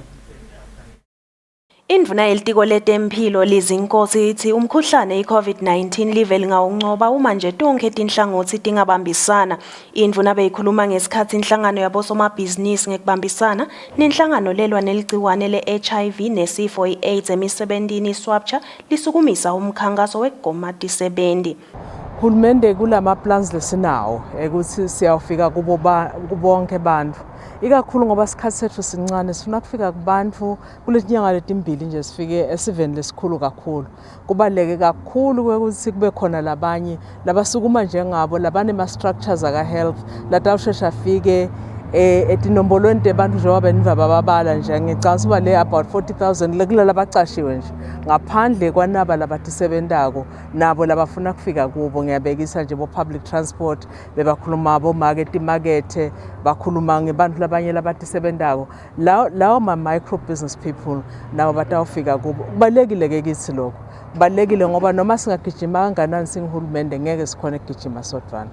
Umphathi wenhlangano ibusiness Eswatini nathi Dlamini uthi lenhlangano itawuchubeka yesekele uhulumende. Asizame singiswapcha the medical wing yalapha ekhaya siyongena kulabo 22,000 factory workers lapha kuMathapa. So bakhumbulile siyongena kuboma street vendors lapha emadolobheni, small businesses lapha emakhaya. Walibona ba concentrate lapha kuma villages. Sithe siyakubonga lokho kuminister sawumukela lo msebenzi sitawusuka nje and nekuthi ngibonge lokho private sector ukuthi ngiyo leyibhadalela lo msebenzi lokusita lo hulumende welive kuze ukuthi sikhone ukufika la siya khona.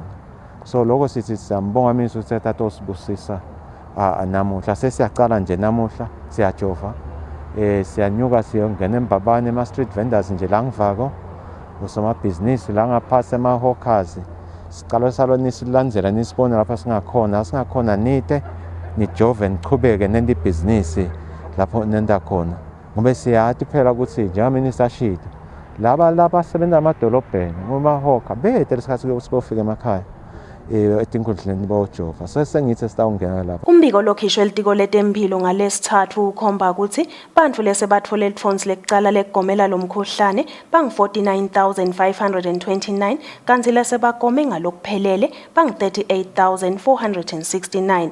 Etindzabeni Eswatini TV kubika Nelsi Wendla ngamandla kunavuma inkosi Nzinisa eMbabane.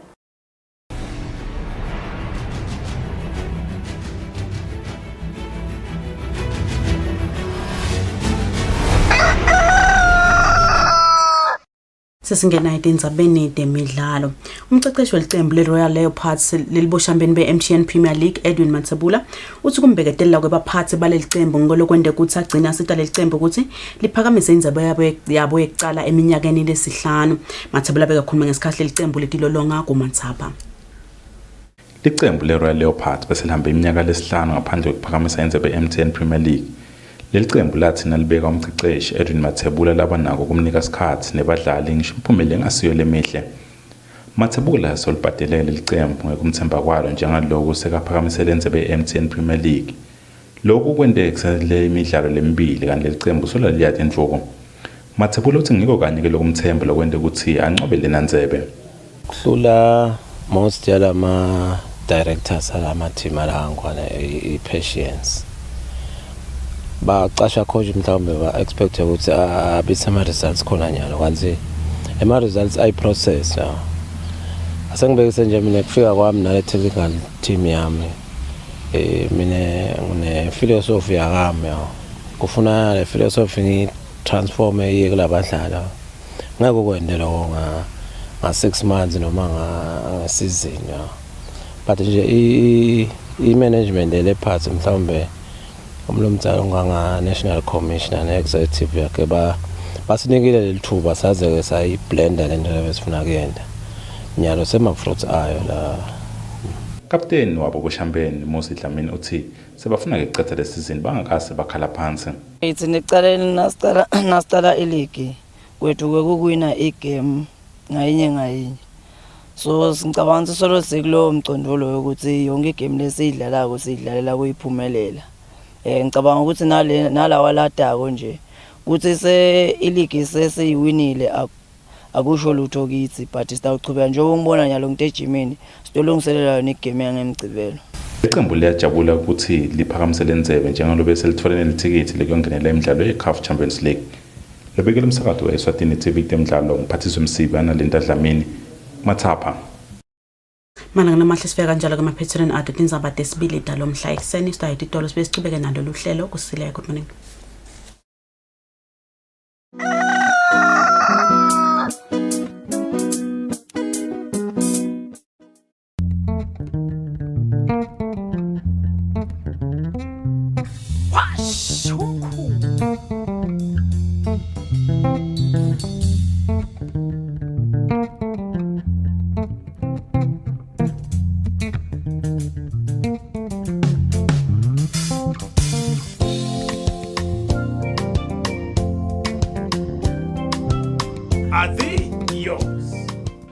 Ngabukela ke washa umkhukhu every Sunday at 3 p.m.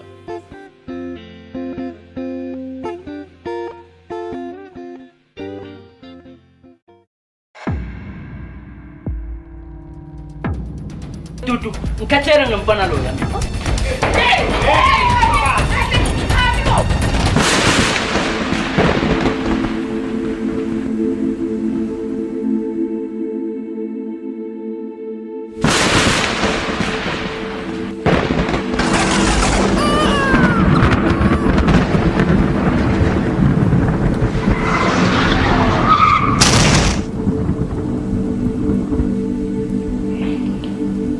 Ngicabelo sezulwini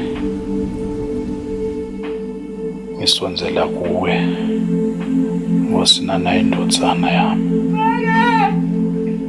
elula sandla sakho Nkosi uyiphilise egameni lika Jesu Kristu amen.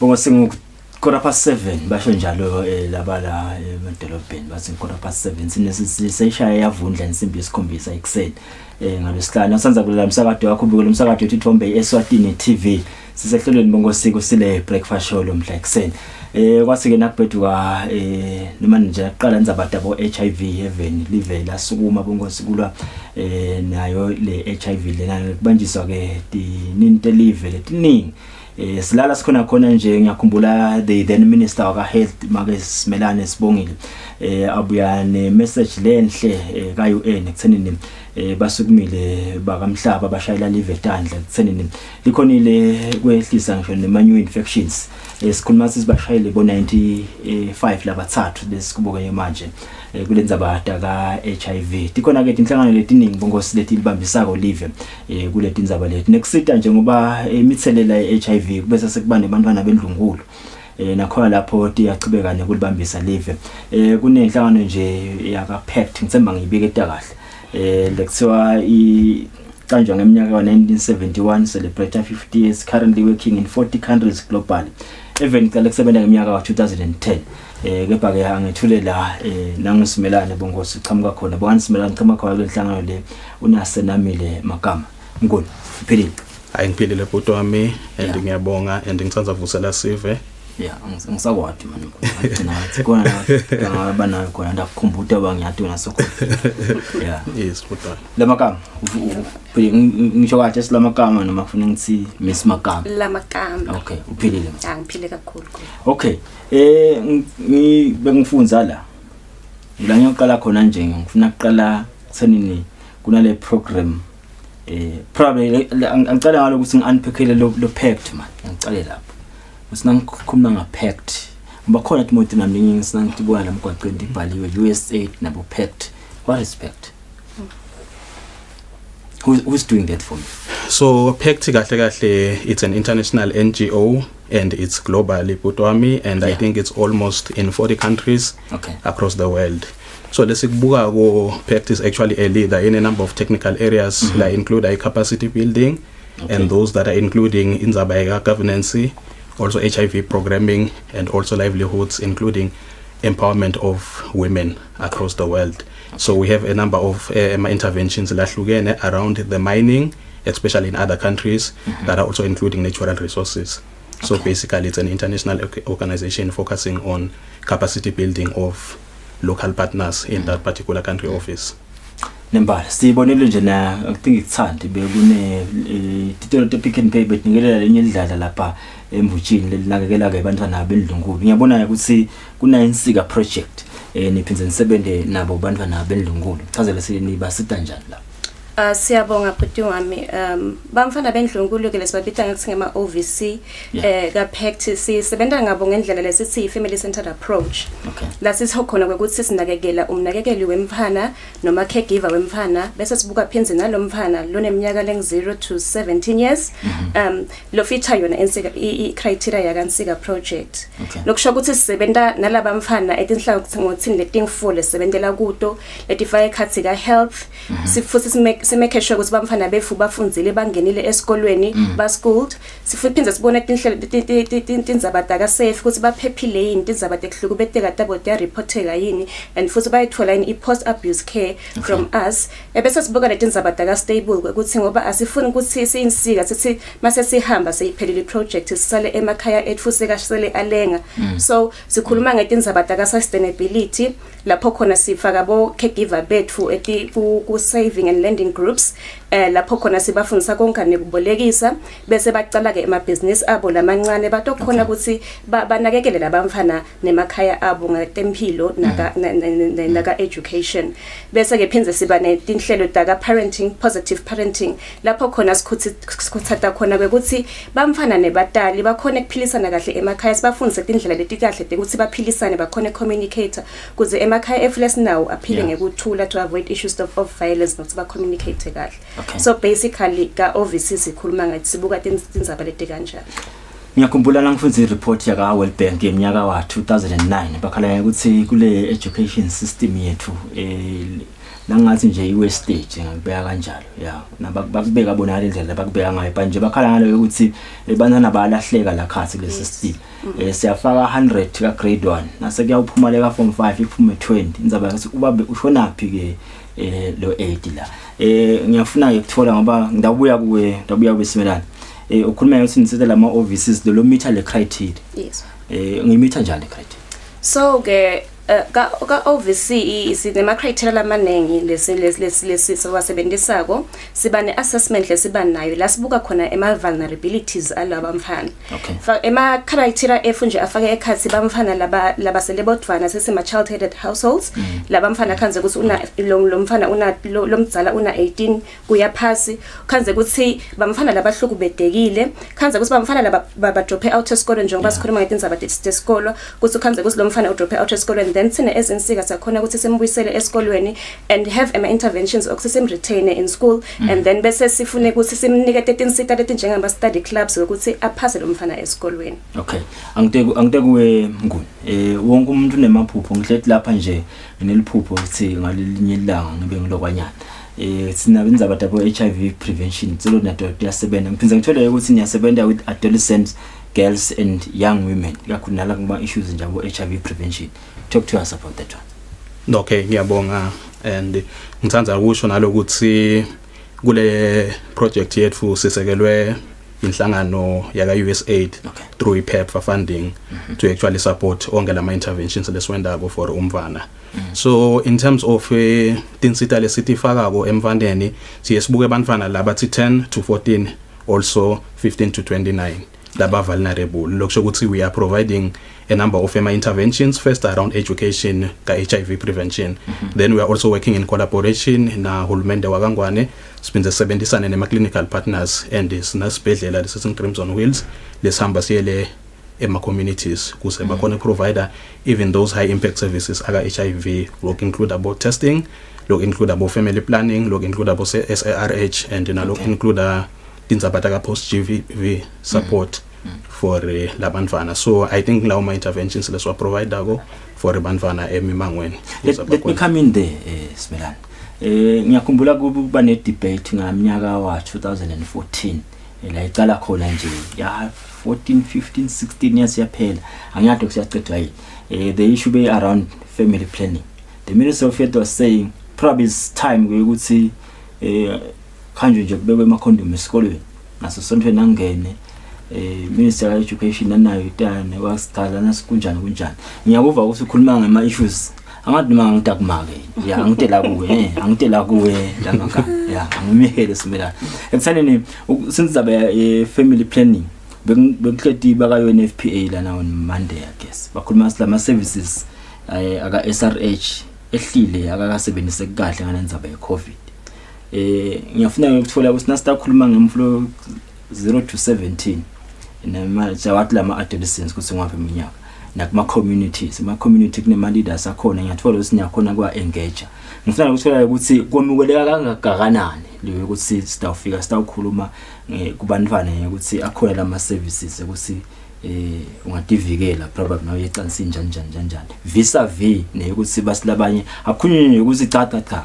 mbana kalali lona. Yeah. Thank you very much, Gule. So, as Insega project, we try to see better interventions about family planning and SRH issues and all the other high impact services. What is Kulumis about caregiver? So, like emakhaya at household level, pins as Kulumis futhi na community leaders at community level kanye nalaba mfana lesebenza ngabo ngoba siyaba provide nabo education ngalo HIV prevention.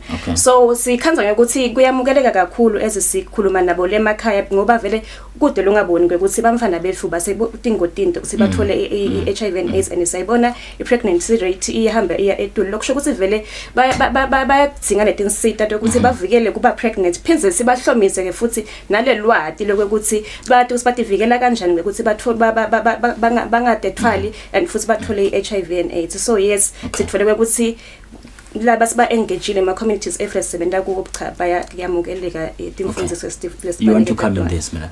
Yes nje kungeta kulolo kushiwo ngusisena lapha. Yes, we process even in some of lama communities, but nje we do have the processes in place whereby we are increasing inzaba ye knowledge across the different spheres. Ngaba ngilabo make, ngaba ngema community leaders, ngaba ngilabantwana themselves, and also we are providing those youth-friendly mobile services through Lotteries on Wheels, whereby we are khona nolokuta le lama communities to ensure ukuthi labantwana vele they are even having access to the clinical services. So I think it's something lebe sikusebenta across partners, of which inzaba information it's critical, and also inzaba provide lama services because vele kulele sikubonako kuyasho lokuthi vele kumele siwa provide lama interventions ukuvikela umfana wentombazane. Kathi le demographic dividend le yathula live nga 2018 yavetele ukuthi bamla bang 70% la even bahlala in rural areas. Phinze 70% of the population le kuma rural areas iphilisa nje ukuthi noma agriculture la igcwele khona. Ngiyathola leyo ukuthi niphinze nisite ngema skills ngoba phela noma senisifundisile kuneqiniso lelingesishinje sikufune bese nisifundise siyadla nasenihambile nini. Ngifuna ukuthola ukuthi nibasita njani lehlangasile.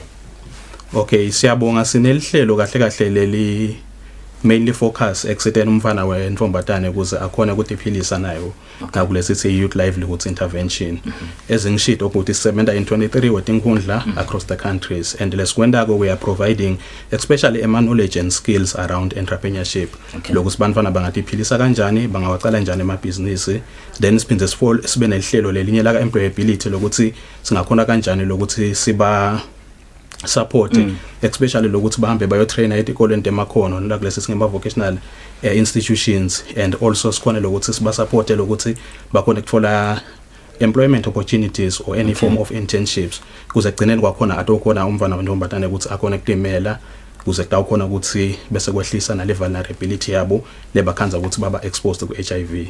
So tinhlelo leti sti provider go baba, and siyakhona lokuthi within the entrepreneurship is provide even more support especially around how to start a business, and we are having ama resources to see lokuthi singabaqalisa kanjani ema business, and nangalana siyakhona lokuthi sibabhadalele kuma vocational institutions and sikhona kuba supporter in the duration kuze bakhona ukuthi bafeza lama gole abo, kungaba ukuthi ufuna ke esikolweni athola umsebenzi, kungaba ukuthi mhlambe ufuna kuqala leyo business leyo. So siyakhona lokuthi siprovide tonke leto tensita leto kuze umfana khona kulemela. Ngicabanga ukuthi kuphinze kusite simelane lo msebenzi nta kuphinze usite ekuthenini ngoba uthi nature nakabuka lendlela la ma-adolescent girls and young women indlela baqhamuka ngala ma-infections lokunye kwasekubawa nje kunayinto lebe seyanzile la even yabo sugar daddy. Ngicabanga ukuthi ngale tidzingo lebaba nato le makhaya nasenichambile nefraba nifike nivale vele leyo gap leyo sekubabethele isidingo sokuthi angabe selomntwana sokukhanza soganile because ufuna ukuthi athole into letithide. I think nifike nayivale gap leyo. Yes, ngibona lesikwendako ukuthi sizama kuvala yona le gap leyo ezingishito lokuthi as provide only one service, but we are providing multiple layered services whereby siyamsita ngala ka HIV prevention lokuthi angativikela kanjani kuze akhone kuba nayo yonke le knowledge letamsita lokuthi ende tinqumo leti julile ngempilo yakhe, but siphinde siprovide nalo hlangothi lokuthi simsita kanjani kuze akhone kutimela ngekwebusiness nakulesithi economic strengthening intervention kuze egcineni kwawo konke sitawukhona lokuthi si reduce especially le exposure yabo ku HIV nalokuthi mhlambe batkhanze sebakulawo ma relationships nabo sugar daddy. So I think ngilelo hlelo lelo lesama kulfeza siyinsika yakusasa. Ngaphandle ukuthi kwentiwe study kwentiwe in lamagama, but nje na utibukela wena ezosebenza kule projects nisebenza nalabantwana ungasho yini ukuthi cha le projects ayithelile tithelo ngoba nabantwana naba sebasitakele. noma umsebenzi ulidelelide le problem esidibe nayo so liyachubeka yembili. Thank you very much Babegule. So ngekubuka kwami cha ngiyayibona impact ye project lesiyendabo eveni njengoba abekisa nje Butbonga 19 zabataka livelihood uyakhanza ukuthi khona ema young women lo khanza ukuthi sebaqalile lawo ma business abo lamancane labakhona ukuphilisa ngawo lesitawuthi ngisho sesihambile ezinsika bakhona ukuchubeka bathephilise ngawo. Lokunya sibonile labanye bamfana bethu lesibathengele ema radio ukuthi bakhona kulalela luhlelo labafunza ngato ema radioweni. La khona sibonile sibile nawo ama successes whereby umfana uva ukuthi so ukhonile ukuthi afunze aphase esikolweni ngalo ukuthi ukhonile kulalela tinhlelo letikhona tase tikolete mfundo eradweni. So yes, I have seen impact nekokuthi ke bamfana sekakhona ukuthi iphatha emzumfana ade ukuthi kuhlukubeteka yini umfana kangihlukubeta ngireporta kuphi naloko nje kuyimpact lesiyibona ukuthi seyinhlangano. Ngifuna ungene la kukhona aspect le ngithola ekuthenini niphinze target the young women labane history of sexual abuse school dropouts uthini basid niba targeta kulo tinkundla leti 23 lesebenzela kude. Yes, futhi siba targeta cishe kito tonke tinkundla lesebenta kito ezingishito lokuthi we usually have le guiding criteria lesisebenzisako kuze sikhona lokuthi siprovide tonke leto tinsita leto kulomfana within the 23 tinkundlas across the country. Nangabe ngila kule nkundla mina nje ngwasemayiwana asengisanike okay asengikhona emayiwana namayiwana mina yes I've never been sexually abused ngikhona nasesikolweni but nje nami ngiyahlupheka ngintombadana ngenda njani lapho ngenta into engingosakile. Okay lokusho ukuthi insika isebenta etinkundleni leti 23 Butwami akusho lokuthi kulele etinye tinkundla kude lokwendeka. Okay. Usually kunalamanye ema Dreams Partners kuna World Vision kuna Young Heroes nyalo kuna PSI and kutawungena Pisco in some of those areas nabo babukela uma interventions lawo especially in the other areas. Otherwise kule project yaka insika yakusasa we are focusing on the 23 tinkundlas. Okay. Le kungiletha lana ke lo ngoba bakhona labangangibuya la ngithi ngawubutho lombutelo lamagama ekuthenini nale live bengibala phela ngitsithe ngibalephi ngitsithe 59 minus 23 ngathola ngathi ngithole 36 ngiyamva amagama ngiyamkuvasemelana nekuthenini kuleti inkundla bakhona ema partners abalive very cool but nine lo 23 ibeyithini criteria yokumkhetha ukuthi probably ngiyabekisa ngayo with utmost respect noma ngibekise ngamayiwana ngeba ngendlela utho lapha ngibekise ukuthi le burden emayiwana nasikithi kuyabukwa yinkulu vele so akiwe mayiwane than next probably singayenzingene ngifuna ukuthole ukuthi lo 23 ukuthi ngiyena lesithi vele la kune problem lenkulu into dzingeka mbamba noma konke kanjani. Ngekubuka kwami Gule asisho ukuthi I problem lenkulu ileti inkundla leti 23 but ngilapho lekukhanzakala ukuthi impact ubekwe khona ukuthi cha anga implementa kuleti ndzawo leti inkundla leti 23 njengoba ashido Butibonga ukuthi kunalamanye ama partners lesisebenta nawo so we don't want ukuthi sikhanzise ukuthi sesi duplicate ama services ngose we keep on providing the same services ku the same communities. So we are saying siyaniketelana lomsebenzi kukhona labanye labasebenta kuleti inkundla letinye leti khona nathi practice ijubelekele ngala leti 23 tinkundla. Yeah, nami ngiyafakazela ngoba ngiyakhumbula nje ukuthi ngaqala lenyanga kube nekusayina kwa memorandum of understanding between Taiwan Technical Mission na World Vision. Bayosita bomake bathi tfele ngemali kuthi bakhona ngifika emtholampilo. In closing producer wami siyangiqosha. In closing la nanifika le emangweni mango kunabandla nqane kunebaqhuquteli nawo onke amabandla entuthu nifike nisebenzisane nabantu kuze sile progress the project ibe successful. Okay, within the community structures one siyebuka lokuthi sikhona yini structure lesikhona. Okay. And usually le emimangweni kuye kube nana kulesithi ngema community development plan na kulesithi CDP. So kuye kube also our main entry point lapho lokuthi kulamabandla sisebenzisana kanjani kulawo la khona. And uma ukhanzala lokuthi mhlambe kude ama structures lesikhona siyesebenzisana nalo lokhona but nje injongo yethu ukuthi simake sure lokuthi we are also developing especially the CDPs kuze sitawukhona lokuthi sibambisane especially nalawo ma structures la khona ku community level. nembala bongo sebestekana project le kusho baka pipeline seka project lese bayiqhubeka inkundla leti 23 basida njoba izaba nje lesiteka kwe HIV vele idala lomkhulu monakalo even yashiya netinzanzane bantwana belungu basida ke kulehlango sile nale covid nje ngethemba kutaba nemthelela lemkhulu eyosita iCovid seba abantu lapha sinema partners bu-USA babulo sibangasita njani lamakama seba kakhulu ukuthi phela sinamhle kuseni nawe mnguni ngifakazi ke mine khona abantu engabakhomba namhla ngasilona nalona if it wasn't for the project yena ngabe namhla provakanya lekusasa kusho si bakhona abantu basitakele ngibadiko nami bangithi kwala sike sadibana khona simelana inkosi 26 minutes before 8 sibahlola emarket nasibuya samkelisiwe uta ne producer la base onela ichannel khona ndaba netemculo la tayo babadideka.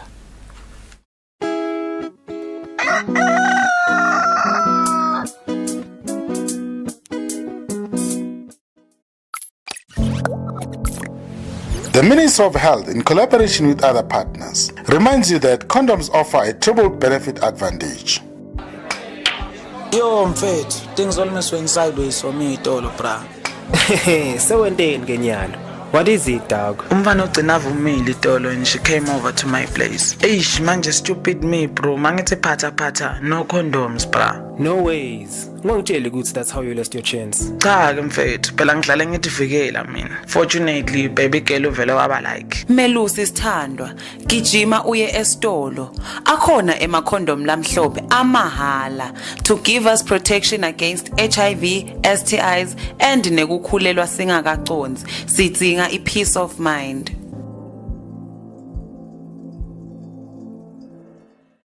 Kudla kwempilo, food for life. An agricultural program that shows how a farmer brings food to the nation.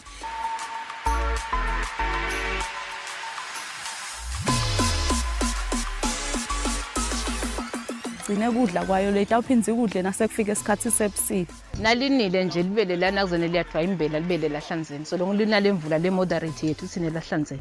Kudla kusemhlabathini, konke lesikudingako sitakuthola emhlabathini.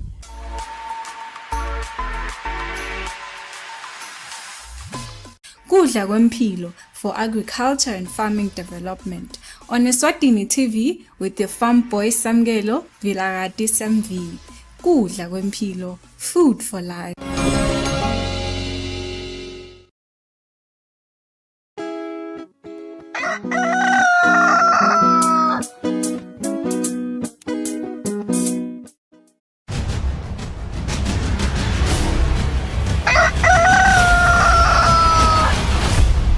Malanga namahla welcome back so lesithubeka nalo luhlelo Kusile breakfast show kunguye lesihlanu sanimukela maswahle nsanza kulela unomsakazo wa Dotitfombe nasetingudle ntefte xhumana siyabonga kakhulu ukuhlasana nathi uthi domagobane ukuthi on a lighter note njengoba ngayo ama Fridays lapha ehleleni Kusile breakfast show siba nawo ema artists F ethi nje into sakada ke sinayo sibusiso Tito Mazibuko ke one of the person lapha even la seSwatini labaphakamisile umjeka welive usebentile in many projects eNingizimu Afrika toshela thi ngabe ngwapi lawo ama projects kepha ngiyathi lamanye alama project lawo yimizwilili emaswati ke ayadi imizwilili ngoba most of amaswati ambukela na SABC so Tito toshela kabanti ngaye ijourney yakhe as an artist inspiration labanye bamvu labasha phela labakhona emakhaya. Tito, welcome to our show. Thank you very much for having me, Sam. How are you? I'm alright, thanks yourself. I'm good. Great. So ngifuna siqale. Alright. Uqale nini to realize ukuthi yabona mina I'm just an artist. Lokunye nalokunye icela ngitshele ukuthi we're studying something else and then wafela wabona ukuthi no angivele ngishiye past this and just pursue inang as an artist. Okay, so music has always been part of my life. Ngikhule sonveni. Ngidlala keyboard, ngidlala ama drums, ngidlala bass guitar. So ngangivele ngifuna kufundzela wona. Kodwa ke based on the society we live in and how we are raised. Basibadali, hey, lento yakhe music, utawusebenza. Utawuphila ngani? So it is for such a reason that I had to study something else. So I applied bengifundza at University of Zululand.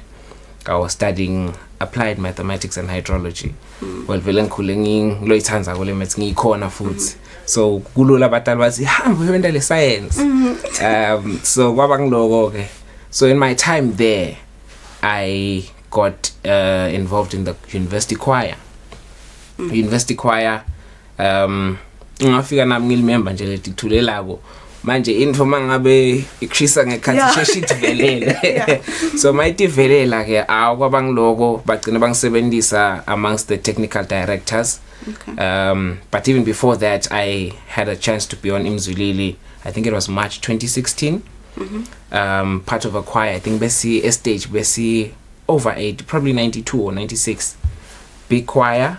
And then as Kubeka Skatsi sekuvela my abilities in the choir was a soti conductor. I think akusebenza eceleni umlekelele hayi masicala kwenda lokho sasesakhalenye group yethu lencane bese ibita ngeIn Harmony. In Harmony sase audition kusinathi sicela kwa part of Imzulili si staba khona kule choir lenkulu ye university but sicela nasi choir lencane yethu manje inombolo tethu betingavumi kokhanzala ukuthi basihlanganisa nalenye choir mase sibuyela ke Imzulili from the big choir of 90 something mase ibuyela kaMzulili. I think it was in September. Sengiqalile ngingiconductor nami conductor wami sothi ay khona umfana omswati uzonibona si ngibe director ke kanjalo kuye ngekuya ke nanga 2017 sabuyela In Harmony yaseyikhulile seyikhona kutimela lapho ngase sengiyaqala nami sengiba ngilo leader tingoma sengiba ngilo arranger ko kwathi makuphela lo mnyaka babuya bakaMzulili bathi yathi umsebenzi wenu siwuthanze kakhulu sicela ukuthi going forward sinisebenzise nikhona kusi-arrange la tingoma sitawuniketa lama emakhwaya ngoba nini sesibonile niyakhona ku-arrange angisebenza nalonye umngane wami ke lapho so bebasinika tingoma bathi kunengoma lengukuthi sicela ni-arrange ndasinika nini. So nga 2018 I was one of the creative directors where I think we arranged probably 60 songs for about 10 different choirs because choir yinye beyifika netingoma leti not less than 6 so basinika tingoma saba arrangela then to balance up the repertoire they would use their own songs lama choir kanzo ma choir compose tingoma tabo leto ngeke usat arrange ngoba vele tabo. So that's how I got to work with Imzulili. Ngayeka skolo ke njengoba bongikuthe 2018 I came back home jelumlomzala ukuthi hey babe yathi lento ngiyifundzela lena ayihambi kahle ngiyacabanga as a parent like no uyabona sibusisa udlala ngapha ufunza nemaths ufunza nangaphandle ya understand banemama labafunda namafuba balabadzala baqale bathi usho ukuthini ngathi yathi angibuyele mina bathi awubuyele emalini yabani so mabasho kanjalo ke akukhathazala ukuthi nami sengidecidile so umlomzala wathi ke yathi kutheni mfana wami so ukhulile utawuthi gijimela mina ngitakufinance ay ngasukuma ngathi okay ke baba ngicela imali yekubheka le nale ngiwente ama auditions lapho ke nga beginning of 2019 January nga audition Central Johannesburg College bangithatha immediately so ngase ngicala kufunza lapho ke lo music because yabo ya 3 years 18 months in class 18 months internship so I'm in my internship period but I'm also working currently. Yes ngifuna kuthola ke sibusiso ukuthi ngiyabona lana play guitar keyboard and then ukhuluma ngekuthi leader letinye tingoma ngithathe through those talents of yours. Okay, so growing up I was in the praise team at church. So even before playing being able to play an instrument bengiyaye ngimecileni kwamagwama kahlabela nami ngiyahlabela so I think ngaqala lapho ukudevelopa indlebe because for me I usually say music starts in the ear before you can even want to sing or play funa indlebe yakho ibe ngile right so ngicabanga ukuthi indlebe yami yakhula lapho ke I think I then when we moved to Mbabane because ngikhulele eBhunya masifike eMbabane nga 2002 kwathe kuma drums esondweni lebese sikile uMbabane Alliance hey babita bobhuti buyandozama kuthenga ama drums ngahlala lengemuva ngiwesaba but nginayo lentshisekelo ukuthi ngifuna ke ithinza lenfole hey so ke ngaya ke ngafike ngawadlala bathi uyathi udlala infole levakalako ngaqala njalo ukudlala ama drums so kuleyo minyaka I think 2006 I started playing the keyboard after fidgeting with it for a long time. So I've played the keyboard since then. Then I didn't look back. then by boma 2011 2012 ngaqala ukufigure out bass and then ngaqala ukudlala I think by 2012 2013 I was playing bass at church. Yes. And then ngifuna ukufuna nako ke ukuthi through your journey as an artist ngathi what is your seminal experience as an artist? In 2018 I got the chance to be part of a selected few from the choir I was in, the university choir. We were chosen to go to Germany to be part of a musical there. Now, yeah, I think that for me was great because I was there for a month. Great in the sense that, you know, to be picked from so many, and I thought, what's about from South Africans? So I leave the opportunity. Being the musical director part of the whole musical because we're telling an African story with German people. So they would speak in their language and we would come and do the dancing and the singing of the African songs. So the cultural exchange was great because it went from just much money to everything by the book. You do the right thing. Go to lokubuta ona lokuhlolako. Uthi wende kona but uyathi nje nawe ukuthi ufuna ngendeni nini kanjani. So nabo nje indaba yesikhathi makathi the ngicela ukuthatha nga 7:30 ekseni. Ufuna kushaye 20 already. Ngoba yena nga 25 utabe sekakhona sekamele wena. Wakuthatha ngale kwalo 30 senicabeni. So yabo those cultural exchanges were great.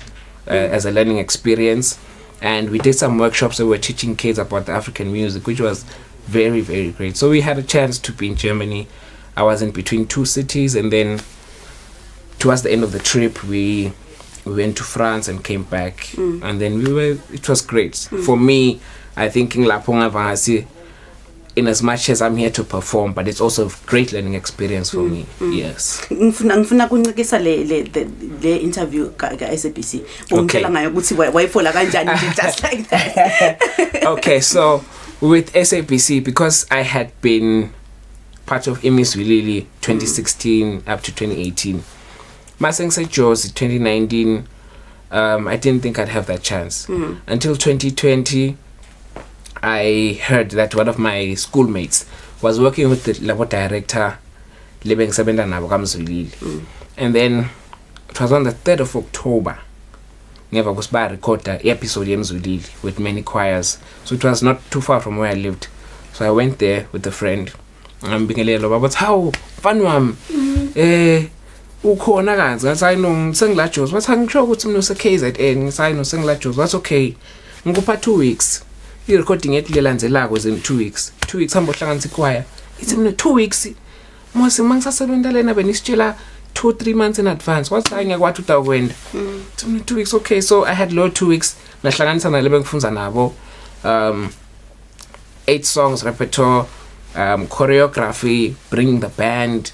So kwaba lula ngoba ngifunza nabantu lebentu music nema band members bani labanye bengihlala nabo. So sakuhlanganisa kanjalo mase sa recorda kwase kuqhamuka producer wale kaMzulile ngoba le bengisebenza naye as the creative director. Wafika producer wathi hawu mfana wami ngikwazele KZN moswena yazi ngifuna ukuprofile ngithi mina hawu baba ngiyabonga nami mfana wami hamba ukhuluma noNtuthuko. Ngiyakubuta mina ngibani lo Ntuthuko lese bangikhomba yena athi hayi tamthola ngihamba ngamfuna ke Ntuthuko wathi Ntuthuko njobo recorder namuhla kuba kungumgcibelo sicela sometime next week usiphe lithuba lokuthi sikuprofile sinawo ama clips esikhathini rehearse nechoir yakho because sike safika and before you go on stage there's a rehearsal space so sinawo lama clips lawo but sicela ukukhuluma nawe ngawe nechoir yakho. So after the recording on the Saturday, I came back home, and then on the Tuesday I went back to Joburg, and Wednesday we had that interview. It played on TV probably 3 to 4 weeks ago. Nami young kid, being same 17, funzisa abantu music. Yes. Ngifuna kufola ke bese ukuthi ungathi yini ema qualities lenda a great artist. Ukuthi umuntu I'm a great artist. What's in those qualities? Okay, I may not exhaust them all, but from the top of my head, humility, a teachable person with a teachable attitude, ngoba siyayisiva ukuthi ngoba sengingasebenza kamzulu utangitshelani wena exactly ula kangwana kanti there are people who are more experienced than I am.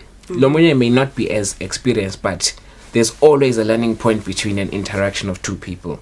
So if you are teachable as a musician, then you're bound to go far, knowing your craft, because kufuna unganya kati semangabuya ati ukuthi mina ngikule line leli, stick to it. But lo awusho ukuthi ungakwenza lokwenye because you need to be diverse. Akufuni ukuthi sithi hayi ngilomfana wasesonveni asikhona ukumsebenzisa kulenye indzawo. You see, so versatility for me is also one of the qualities, and just staying angathi ngasebenzisa igama lelithini, but keep on keeping on, because you may not break in 2 months, you may not break in 2 years. Some people take 10 years to break through into the industry. Some people take 2 months. But if you stay at your craft, then surely it's gonna come through.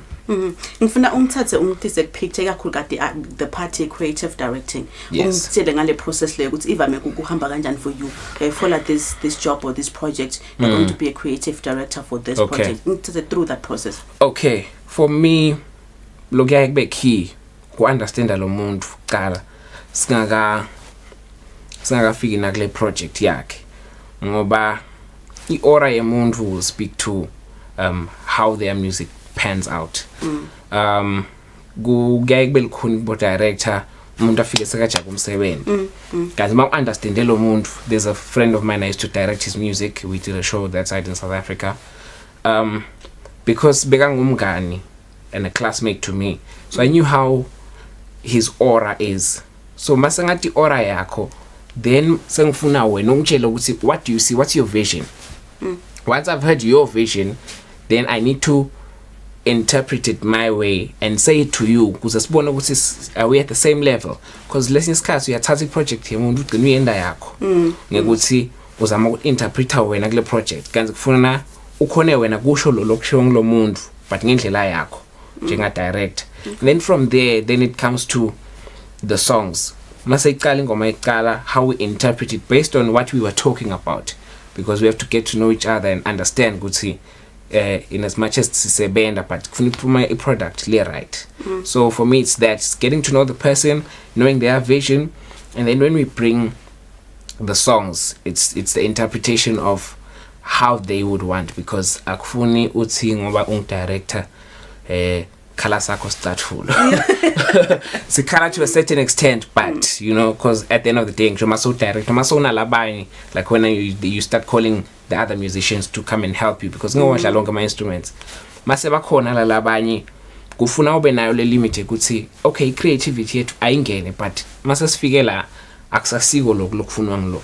So there has to be a limit even in how much creativity you display, just so that you don't overshadow the vision of the owner of the music. I want to get this, that it's in the dream project yakho.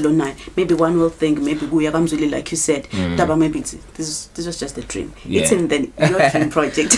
You know what? As a musician, because I don't like to define myself as like a frontline artist, but I'm a musician total, because I do many things. I play instruments, but I also do some singing. So probably at the pinnacle of my projects is owning my own studio.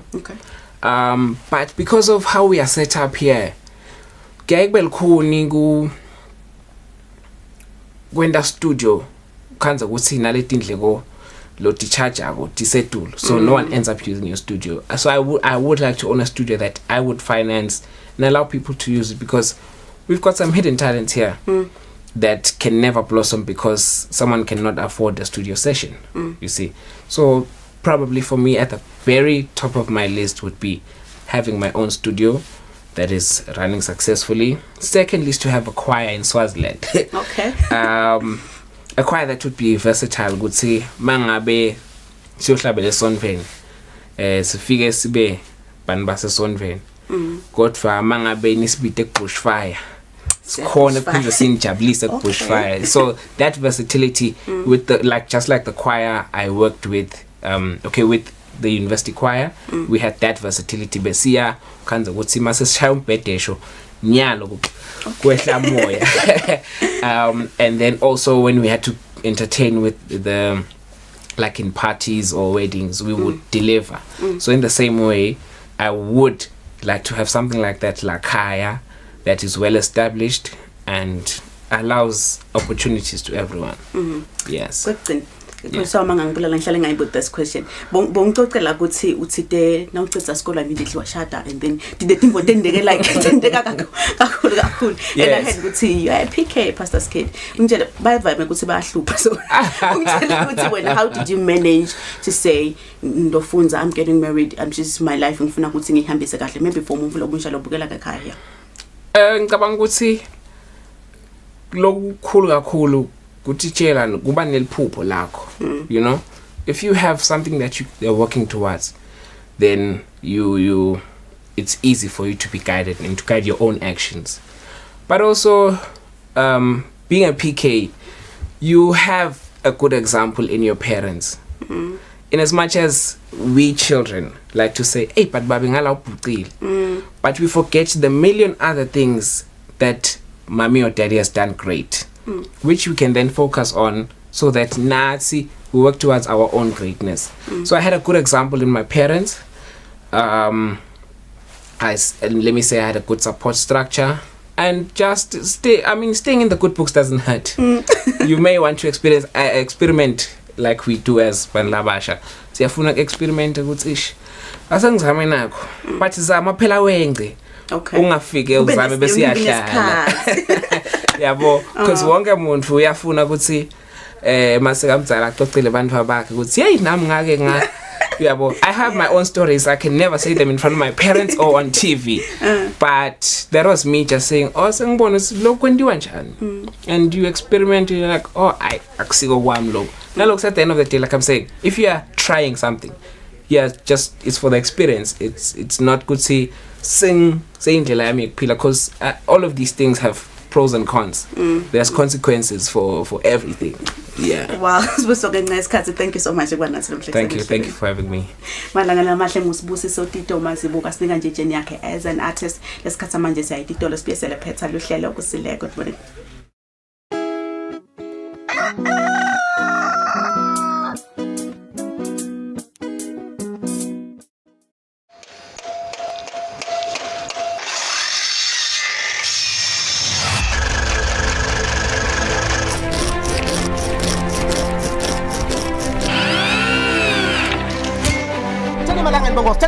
Malangan chocolate. No mfo wantito nangithatha lapho ngicala kabusha nangilava bokos.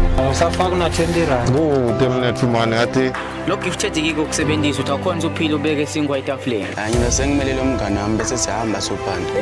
Shemu ngichasha maye mahle yibonile. Ngafuna ukuthi le project ingawa ngikhona nami ngoba angisiwumuntu othandza ukuthi info ingafa ngikhona.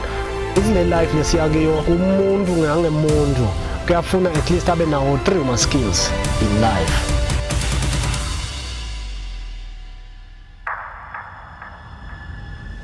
Mina ngibonga kakhulu ngoba so ngatsala kusebenza lo msebenzi abadinga ngisupport labantu.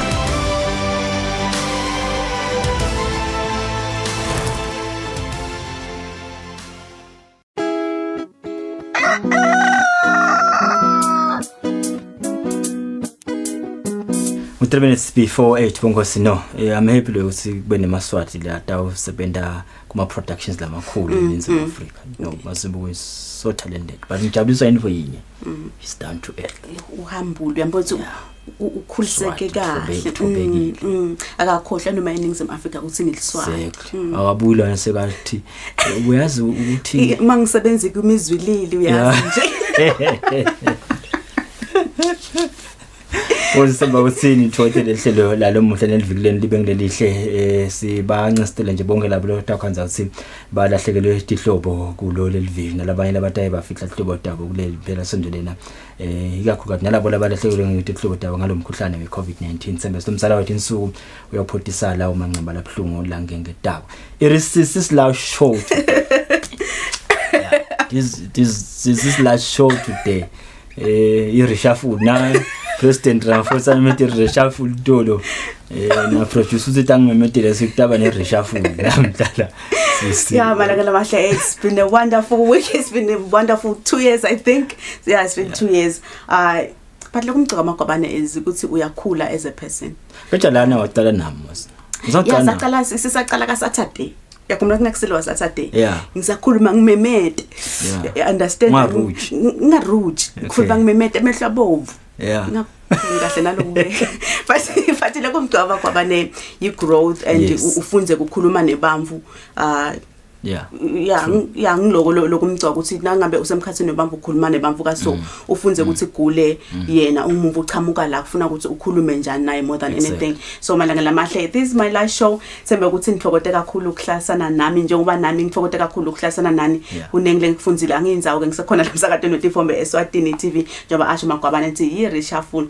yathemba ukuthi ngisatobahlupha labaningi ngedincingo anyways yes ngabantu lobo ba interview la nyalo soba interview nabo lemahofisi exactly abantu abashayeli mina ngijabulisa ukuthi ngiyakhumbula ukuthi your first show bonami your last show unami then just nganginika legendary status wena unganginika lo ngakunika ngoba I can't take that away from you because more than anything ukuthi ungisite ukuthi ngingene la kulemvu bengisuke ephepheni bengingakhuluma nini nabani uzephepheni you understand so having somebody like you lot of ukuthi hi sisi relax abo yonke invoice yebo sisi relax hi in good hands ungasuki kimi understand that info ledo yasita ukuthi nawe as a person ugcine ukhona ukuthi okay let me just relax angifunze ngikhona ukuthi nami ngibone ukuthi ngikhula kanjani khamba lo myesisi ke bongo sikubuya sister ndambona na sister naye she's not gonna be new she's been here before exactly because kwa reshuffle bekunaye ngina mina sesiyashintsha Nimbala bongo sisembe sikufisela nesikhathi lesihle lapho kuleyo redeployment lo tabu khona ngwadok stabo kubaba angitshela but nje ngithemba usuthi awuchubeka uyibambe uchubeka uhloniphe nje ukuhlonipha nje angifuni bese sengingwa ukuthi soshintshile senginaphela ngonamgama lakho so slay queen angisho ukuthi ngitsini ngaslay queen angisho ukuthi ngitsini ujayele kushankara malanga namahle simvisela impela sonto lenhlela nemnanzi nalephephile nichubeke niphephe ko umkhuhlane iCovid-19 nisale kahle